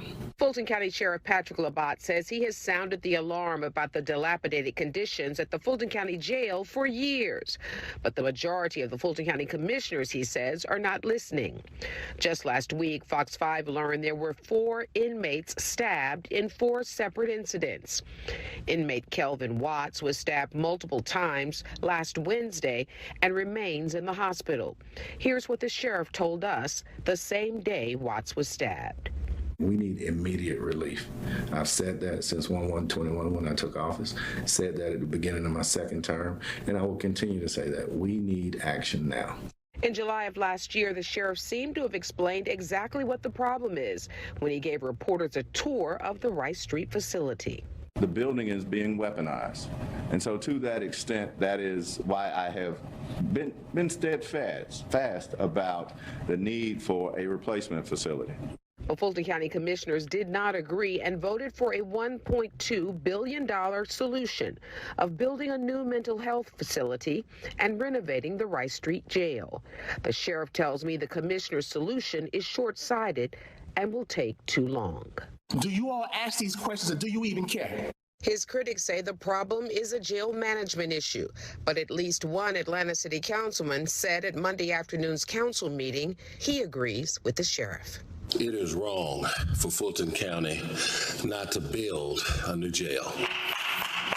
But it would be absolutely wrong for Atlanta not to continue to aid Fulton County. Another issue for the sheriff, 66 inmates are now sleeping on the floor at the Rice Street Jail. In downtown, Angelique Proctor, Fox 5 News. Angelique, thank you. Let's talk about the weather once again. Fox 5 Storm Team meteorologist Jonathan Stacy is back. I'll say, you know what? It's finally feeling like fall. It is definitely feeling like fall. Winter in the morning, summer in the afternoon. And I think people hope that we don't have a winter like last year where we have snow. Okay, we're going to take this one step at a time. Okay. I said I think people hope we don't have that. That shut down the city. We definitely had temperatures that were getting really, really close to freezing up there in the mountains. Blairsville dropped down to about 34 degrees. Wow. So it got really close to the freezing mark, and we're going to give it another try as we get into the second half of the week. Good afternoon to you folks. Thanks for joining us this afternoon at 4 o'clock. We are tracking another cold front that has its sights set on North Georgia over the next 24-hour period. It's well up to our north right now, moving out of the Great Plains and over the Mississippi over the next 24 hours. This cold front won't bring us much rain, but it will bring us another shot of cold air. Temperatures across the southeastern United States fairly modest and moderate for this time of the year. We're at 73 degrees here in Atlanta, 75 Montgomery, go up to the mid-south there. Memphis coming in at 74 degrees. There are some warm spots on the board. New Orleans coming in at 80 degrees. And in fact, I think we can find some 80s on the board this time tomorrow here in our neck of the woods. As we take a look at temperatures across the area, the outlier is Blairsville coming in at 67 degrees. But what a dramatic difference in contrast to this morning just before the sun came up when your temperatures were in the mid-30s. Right now we have temperatures across the area in the 70s, north to south, east to west, and blue skies reign. Look at the dew point. It's at 33 degrees. Dry air is firmly afoot. Brought to us by a wind out of the northwest at 7 miles an hour. Over the next few hours, we're going to see that wind become more southerly as high pressure slides off into the Carolinas and eventually out into the Atlantic. It's going to be bumped out the way by a cold front. In fact, you'll see evidence of that cold front not first thing tomorrow morning, but perhaps by the time you step out for lunch. 9 o'clock tonight in your hour-by-hour forecast shows that the temperature here in the metro area will be around 59 degrees with the loss of sunlight. We're going to drop that temperature fairly quickly, and we're back into the 40s first thing Tuesday morning. So another day to layer up, but once again, you're going to want layers that you can take off fairly quickly. By noon, you can see clouds are building, but we have a wind and out of the south and the west ahead of a cold front. So we're at 71 degrees at the lunch hour here in Atlanta. And for the kids down to the south and to the east of the city, I think recess is going to be good to go. Now, teachers, you may be a bit intimidated by the cloud cover to the north and to the west of town tomorrow around midday and thinking maybe you shouldn't go outside. Well, if you get anything in the way of rainfall, it's going to be very, very brief in nature. You can see here by 6 o'clock, it looks like that line finally makes its way into the Atlanta metro area, hanging out along the I-85 corridor to the north and to the south south of town. Then from there, you can see that band of clouds, fairly thin with a few pockets of rain, pulls out of here 9, 10 o'clock. It's in our rearview mirror, but it's what's behind it that will be likely more noticeable. 7 o'clock Wednesday morning, the temperature here in Atlanta, 53 degrees, 53 from Covington to Griffin. Okay, we can deal with that. It reads 43 on the thermometer there in Blairsville, but you know after a front moves through, the winds really start kicking. And with that wind coming in out of the north and the west and cold air coming back into the area, it's going to feel like it is 33 degrees. That's in the mountains, 38 degrees there in LJ, feeling like 41 in Canton, 45 in Atlanta, going out to Covington, 45 degrees, the same for Griffin and Thomaston. This is when you wake up, not tomorrow morning, but on Wednesday morning. So when it's all said and done, I think tomorrow morning is going to have a chill to it, but I think Wednesday morning will actually have a bite that is reinforced by those winds diving in behind that front out of the north and the west. In terms of rainfall, that is not the big story with this cold front moving through. If you didn't think you got a lot yesterday morning, this is nothing at all. 1/100th of an inch based on the latest model runs. Here's a look at your Fox 5 Storm Team 7-day forecast. There will be plenty of sunshine to start the morning and some intermittent cloud cover as that front comes through the area. A passing shower can't be ruled out. Wednesday, dry but chilly to start. The same for Thursday. You're going to really feel that cold air. The winds will have knocked it off, though, for Thursday and Friday, but a very chilly start with temperatures rising above average for this time of the year by afternoon. Into the weekend, well, clouds come back, and I think you have a solid chance for rain by Sunday. Tyler. Jonathan, thank you for that update. Time now for a look at Skyfox traffic in the evening rush hour. Heads up to drivers in Cherokee County. We're getting reports of a crash on I-575 northbound at Holly Springs Parkway. At least one right lane is blocked, creating a red ride in the area. Try using Highway 5 as an alternate route. We're also watching a crash in College Park. 2 right lanes are blocked in I-285 southbound past I-85. Consider taking Highway 29 instead. The search is on for a missing woman in South Fulton. The latest information we have from police. And investigators put the pieces together after a daring heist at the Louvre Museum. The pieces of evidence the thieves left behind. You can listen to Fox 5 Live on the Fox 5 Radio 1 network. Just tune your HD radio to 107.9 HD2 FM.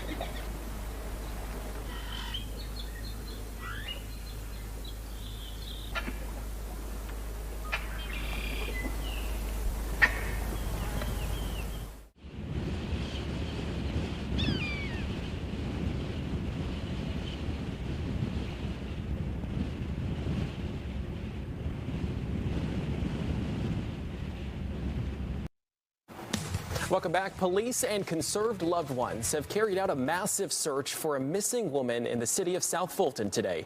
31-year-old Sydney Combs disappeared from her home 1 week ago. Fox 5's Deidre Dukes is live along Old Fairburn Road and Highland Lake Road with the latest on the search efforts. Deidre? That's right, Tyler. We are joining you live from the parking lot of Friendship Community Church, where there is some activity at this hour. This is just one of the staging areas where volunteers, City of South Fulton Police, and the missing woman's friends and family members have gathered as part of that ongoing search to find her. Now, Sydney Combs lives in the vicinity, and several neighbors in the area have reported seeing her walking in a few of the subdivisions that line Old Fairburn Road in the area of Highland Lake Road. Now, this is a heavily wooded area, and family members do believe the 31-year-old, who has some mental health challenges, is disoriented and has been going between the woods and area neighborhoods since her father discovered her missing from her family's residence on the night of October 13th. Now, the City of South Fulton Police Department conducted an extensive search this afternoon. As I said, some of them are still out at this hour searching the wooded areas with drones and on ATVs, as well as patrolling the area in cars and on foot. Now, her father says the family is holding out hope that she will be found safe after a home surveillance camera captured Combs in the area on Thursday, and there have also been other sightings reported in recent days. Here's what he had to say. For her to be missing as long as she has, and people still have seen her and she still is walking around, that's good. The thing that I would like to stress is I am happy that all the people that saw her did reach out, because we would not have found out that where she was. So that is hope. We just had another person to call me this morning to tell me that they saw her on Saturday morning about 7:30. So family and friends doing what they can, neighbors passing out flyers all in the area here throughout the day. At the same time, they're asking anyone with information to contact 911 so they can bring her home safely. And that's the latest here in the city of South Fulton. Deidre Dukes, Fox 5 News. Yeah, Deidre, hopefully someone can help and they can find her. Thank you so much for that update. Atlanta Mayor Andre Dickens' ongoing efforts to combat homelessness reached another milestone today with the opening of a brand new building. This is the Wynwood, which is a permanent supporting housing development with 48 units. It's located in Midtown Atlanta, right off of West Peachtree Street. Mayor Dickens took part in the ribbon cutting, and he said this latest step will make a big difference for those in need. I've seen people who now have a key in their hand, and I've talked to some of you already today that have keys in your hand, a door that locks behind them, and a life that feels steady once again. The Wynwood's opening is just the latest effort for Atlanta's Rapid Housing Initiative, which aims to create 500 permanent supporting housing units and expand affordable housing across the city. Today, families in need received free diapers and wipes thanks to a local insurance group. AmeriGroup held this diaper day at their community service center on Headland Drive in southwest Atlanta. In addition to the free baby supplies, people who stopped by could speak with AmeriGroup representatives who were on hand. We love the sense of community that we've built. I know these families, so we're just excited to be able to be a resource for them, and they're excited that we're able to host these on a consistent basis, which I think makes a difference. AmeriGroup hosts these diaper days every month, and anyone in the community can attend. The Louvre remains closed after a broad daylight heist. What the thieves made off with. And an outage with Amazon Cloud Services shuts down some of the most popular apps and websites. How long those services were down. Jonathan? Right now, you're taking a live look at the shores of Aruba, where darkening skies are a sign of tropical trouble lurking in the Caribbean. I'm tracking the season's next named storm in my Fox 5 Storm Team forecast.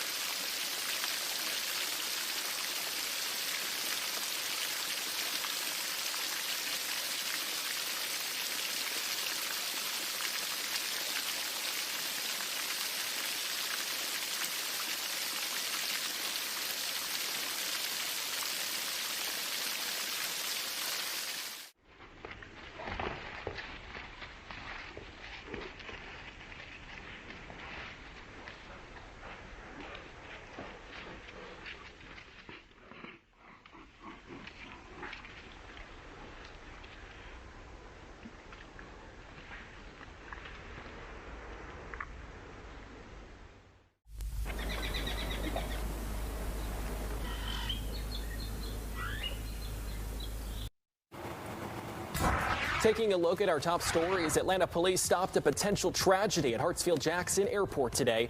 Officials say Billy Joe Cagle threatened to shoot up the airport. He was arrested at the airport and a gun was found in his car. It was his family that reported him to authorities, we're told. Cagle now faces charges of terroristic threats, criminal attempt to commit aggravated assault, and more. A trial begins in Coweta County for a man charged in his fiance's death and disappearance. Tiffany Foster was a mother of 3 from Coweta County. Authorities declared her legally dead last year after being reported missing in 2021. Coweta County Sheriff's deputies later arrested and charged her fiance, Reginald Robertson, with murder and kidnapping.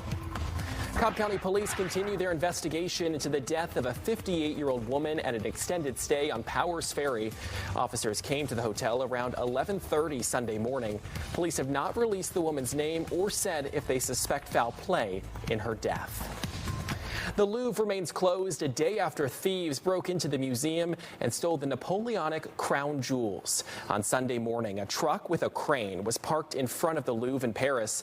Thieves then rode up the facade, forced open a window, smashed display cases, and made off with priceless jewels. The whole operation, get this, took just about 4 minutes. The thieves escaped on motorcycles. A massive manhunt is now underway.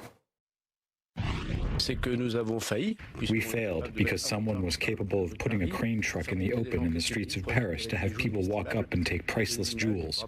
They'll probably turn this into a movie. Experts say French police are in a race against time with the thieves, likely breaking up the jewels to have them recut. Police say the thieves made off with 8 objects. A 9th, a crown of the Empress Eugenie, was found outside the museum. Amazon's cloud computing service is recovering from a major outage that disrupted online activity around the world this morning. Everyone from remote workers trying to log on from home to teenagers trying to use Snapchat got locked out. AWS is the service provider behind almost a third of the global cloud infrastructure. Some apps and websites impacted included Coinbase, McDonald's, Ring Doorbell, and Zoom. Does really emphasize and underscore how vulnerable we are as a country when we have so much of our basic services going through one tube that can be cut off like this. This outage only lasted a few hours compared to the one that lasted a full day last year because of a faulty cybersecurity update. Time now for another check of the forecast on this beautiful Monday afternoon. If you weren't able to connect for work, hopefully people stepped outside because they would have had a beautiful day today. Yeah, stepped outside with a coat to start because it was quite chilly out there, or at least a jacket, because by the latter part of the day, the sun popped out and it warmed temperatures up dramatically. In fact, above average for this time of the year. 75 degrees the current temperature, but where you can find warmer temperatures is perhaps the island of Aruba. While temperatures are warm on land, it's the temperatures of the water, the sea surface temperatures, that are feeding our next round of tropical trouble. This is a look here at the shores pointing northward into the Caribbean Sea, and that's where it looks like our next storm is brewing. There is Aruba right here, and then you can see this cluster of thunderstorms growing more organized by the hour just to the west of the Lesser Antilles. Here, the Greater Antilles. Here's the island of Puerto Rico. Here's the U.S. and the British Virgin Islands up to the north.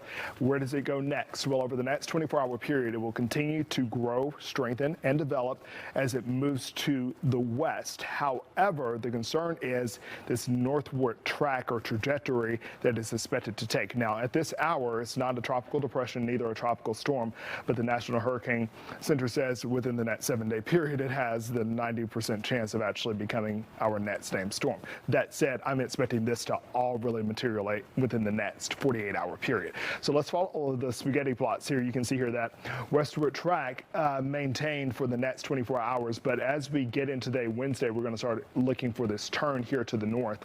And if that actually verifies these models, we're seeing a consensus here at this point.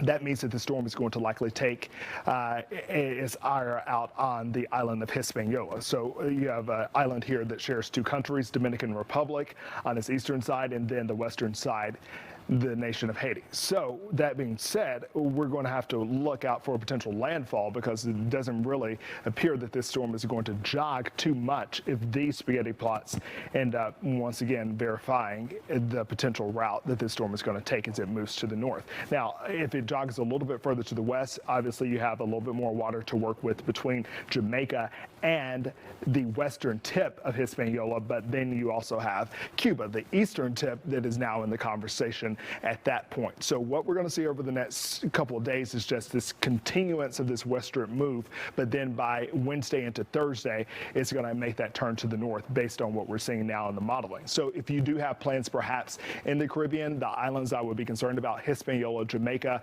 also with the eastern tip of Cuba. The Turks and Caicos possibly an issue as you get into the second half of the week, going into the weekend as the storm moves over what will be a very mountainous Hispaniola. The next named storm or the next name on the list is Melissa, and it's likely that this storm will be named Alyssa. As we look at our Fox weather model here, you can see that, and this does not look good once again for those who are on that western side of the island of Hispaniola. Of course, the Fox 5 storm team will be watching and will be tracking the storm every step of the way. Meanwhile, here at home, it doesn't feel tropical at all, and we don't have a chance to. The dew points are down. The temperatures are down by morning, starting out in the 40s, ending the afternoons in the 70s, with the exception of tomorrow. I think we'll likely tap 80 degrees, Tyler. Jonathan, thank you for that. Time now for a look at Skyfox traffic in the evening rush hour. Police are still on scene of a crash in Cherokee County. At least one far right lane remains blocked on I-575 northbound at Holly Springs Parkway. It adds to delays before Shallowford Road. Canton Highway is a good alternate. A crash we were watching in College Park has cleared. All lanes are back open on I-285 eastbound at I-85. Stay alert. There's still activity on the right shoulder, and you can expect to see lingering delays from Union City and Washington Road. After the most recent rounds of attacks, Israel reaffirms its ceasefire with Hamas. The latest developments in President Trump's peace plan.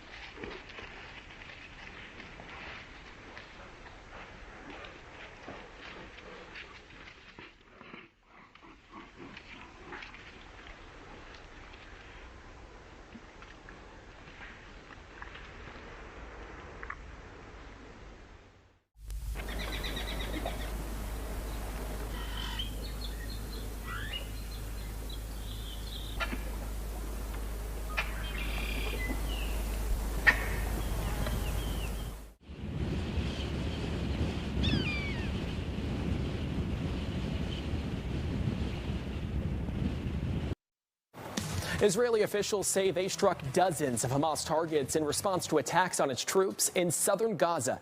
It comes as members of the Trump administration head to Israel to discuss phase 2 of the ceasefire. Fox's Trey Yingst has more from Tel Aviv. The Israeli military is reaffirming the ceasefire in Gaza after launching a wave of airstrikes on Sunday. The IDF says the strikes were in retaliation for an attack that killed 2 of its soldiers operating in Rafah. Hamas says it has no communication with fighters in that area and accused Israel of violating the agreement. Terrorists fired an anti-tank missile and gunfire towards our troops operating in the area of Rafah. The IDF began striking in the area to eliminate the threat. The attacks marked the most serious escalation since the U.S. brokered ceasefire took effect, though President Trump says the deal still stands. We want to make sure that it's going to be very peaceful with Hamas. We think maybe the leadership isn't involved in that, some rebels within. Special Envoy Steve Witkoff, along with the president's son-in-law Jared Kushner, returned to Israel Monday to advance phase 2 of the president's peace plan. But the next stage of the deal will likely prove more difficult to implement: the disarming of Hamas and the creation of a new governing authority in the Gaza Strip. Troops from Turkey, Indonesia, other countries, they will get organized, go in, and then begin to train a pro-Palestinian force to govern Gaza. It's going to be tense moments until that happens. Israel has also demanded Hamas return the bodies of all deceased hostages before moving on to phase 2.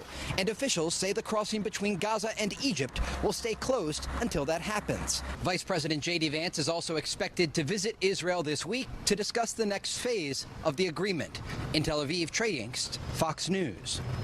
President Trump appears to be standing firm on his calls to end the war between Ukraine and Russia. On Friday, the president met with Ukrainian President Volodymyr Zelensky at the White House a day after a lengthy phone call with Russian President Vladimir Putin. President Trump says he is leaning against selling long-range missiles to Ukraine for now, but maintains an end to the war is in sight. We trust the United States. We trust President that he wants to finish this war, and it's difficult. It's a very tough solution. And we'd like to see if we could finish it, end it. We want it ended. So many people have died in this war, and we're gonna get it ended. President Trump is expected to meet with Putin in Budapest in the coming weeks. Over the weekend, thousands of people took to the streets all across the country and right here in Atlanta for the second No Kings protest in a matter of months. The demonstrations were part of a larger movement with people speaking out against the Trump administration. Protesters say the president is abusing his power. They point to immigration detentions and the deployment of National Guard troops. Some top Republicans criticize the movement, calling it flawed and politically motivated. Presidents are elected, not anointed. But Donald Trump wants to be a king. If President Trump was a king, the government would be open right now. If President Trump was a king, they would not have been able to engage in that free speech exercise out on the mall, by the way, which was open because President Trump hasn't closed it. As the Speaker of the House said there, this all comes as the ongoing government shutdown enters a new week with no signs of a clear solution. An incident with a subway train leads to a chaotic scene. We'll show you the aftermath. And Dodger star Shohei Ohtani hits 3 home runs to help send his team to the World Series. We'll tell you what happened to one of those home run balls just ahead.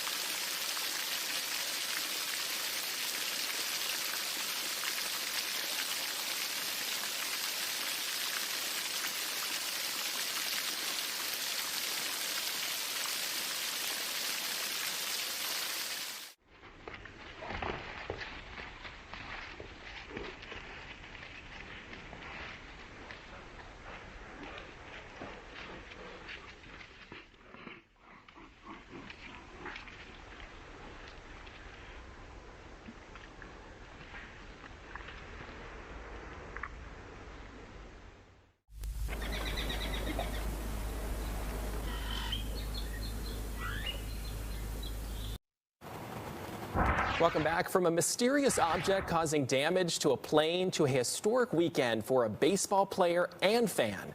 Fox 5 anchor Russ Spencer joins us with some stories from across America. Tyler, good to see you. We start in New York City, where a train had a scary malfunction. A chaotic scene at the 149th Street subway station in the Bronx. MTA officials say the 4 train experienced what they are calling a decoupling between the 3rd and 4th cars of the train. It happened after the train's brakes were activated. No injuries, and everyone was safely evacuated. A United Airlines flight diverted over something that hit the plane midair, shattering the windshield and injuring the pilot with flying glass. It happened Thursday on a Sunrise flight from Denver to Los Angeles. The plane quickly dropped some 10,000 feet and made an emergency landing in Salt Lake City. Investigators say they suspect the object could have been space debris or a small meteorite. Thousands of people from all over the world participated in North America's largest full-distance Ironman. More than 3,400 athletes participated in the event in Sacramento, California. The intense triathlon consists of a more than 2-mile swim, a 112-mile bike, and a more than 26-mile run, a marathon. Organizers lined up in medical tents at the finish line to make sure that every athlete was hydrated and recovered from that grueling event. And finally, Dodger star Shohei Ohtani had quite a weekend, and so did the man who caught one of his historic home run balls. 35-year-old David Flores of Santa Fe Springs was in the left center field pavilion when the ball fell into his hands, he says. Flores now plans to sell the ball, and get this, he hopes it goes enough to send his kid to college, maybe buy a car, a house. I mean, after all, people are calling this, Tyler, maybe the best baseball game played by an individual ever in the history of the game. 3 home runs, 10 strikeouts on the mound. He was amazing. Well, that's good. I didn't catch it, but I will say hopefully he's able to get the money for the college. I think that would be a nice way to be able to celebrate. Catch it just fell in his lap. That's amazing. That's a start. Yeah. Good luck to him. Russ, thank you so much. It was a cold start to the day here in Atlanta. Fox 5 Storm Team meteorologist Alex Forbes stepped outside on our weather deck. Alex, I see that you have your vest on, so it's clearly maybe a little chilly outside. You know, it's funny. The sun is hitting my legs, and it's not on the top of my body, and I can quite literally feel the difference between the two right now. Definitely one of those afternoons where if you're standing in the direct sunshine, you're on the warmer side. You're in the shade, not so much. Here's how we all started this morning. We were all in the shade in the nighttime. And this is how cold those temperatures got. 49 here in Atlanta, but if you were outside at 285, man, oh man, did it fall off rather quickly. 42 in Dunwoody this morning, 42 in Alpharetta, 41 over in Fayetteville. How about this up in Northeast Georgia? Our winter this morning up in Union County. Blairsville, 34, just 2 degrees shy of freezing. 35 over in Hiawassee, 37 in Clayton, 40 in Dawsonville, and 43 in Danielsville. Slide this over into Northwest Georgia, and yeah, you do pick up some more 40s, 40 in Calhoun, down into this is going to be getting in towards East Central Georgia. How about 44 in Athens, a pair of 4s for Gray, and 42 over in Jackson. And here we go over on the west side. 43 in Noonan, 44 in Greenville this morning, and 43 in Thomaston. So yeah, suffice to say, it's a reminder of what April brought us earlier this year. Okay, looking at this and how it can impact the fall foliage. We're already seeing a lot of color beginning to pop here in the metro, but I really want to highlight over the next week or so, Northeast Georgia going to be the place to be. We're going to get into those high colors now in places like Blue Ridge, Blairsville, Helen, and into Clayton. And in Tyler, if you're looking for peak color, all you got to do is cross that North Carolina this week. I would be looking for that in Northeast Georgia as we find our way into, say, maybe the first week of November. And then, of course, that will spread south here into the metro area in the weeks to follow. Alex, I'm taking notes. So North Carolina this weekend, the Carolinas? Yes, and if you want Georgia, just give it about 7 more days. Okay. Well, you know what? I'm sure a lot of people are going to be excited to hear that. Right. Alex, thanks so much. A global health movement curbing alcohol use, the benefits of Sober October. If you have an Amazon Alexa-enabled device in your home, ask her to enable the Fox 5 Atlanta skill so you can get local updates anytime straight from Fox 5.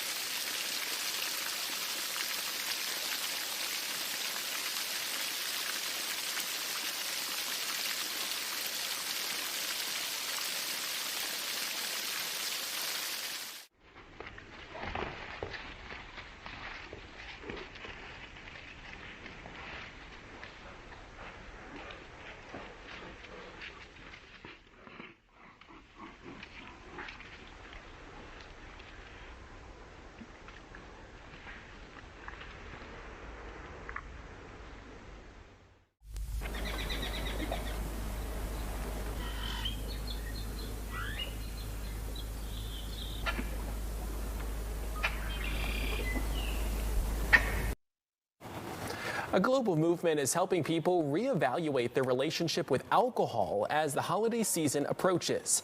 You've probably heard of Dry January, but now a similar challenge is gaining momentum across the globe. Sober October. For an entire month, people are choosing to take a break from alcohol. According to the CDC, 178,000 people die from excessive alcohol use in the United States every year. A registered dietitian says Sober October is a great opportunity to take a closer look at your drinking habits. And there are a couple of ways you can start cutting back.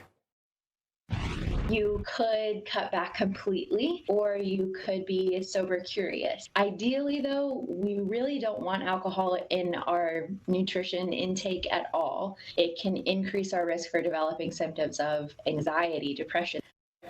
As for the health benefits, Reem notes it can look different for everyone. She also says if you slip up, don't be so hard on yourself. Do your best to get back on track. Time now for a look at what's ahead on Fox 5 News at 5. Fox 5 anchor Tom Haynes joins us now with a preview. Everything in moderation, right, yeah, Tyler? I think that's the best way to do it. All right, coming up all new and next at 5 tonight, we're learning more about a disturbing child cruelty case where the family was living at the time of the crime and the condition of the children now. And Atlanta police stop a plot to shoot up Hartsfield-Jackson International Airport. What we now know about the suspect. We'll have all of that and so much more when you join us all new and next for Fox 5 News at 5. It starts right after the break.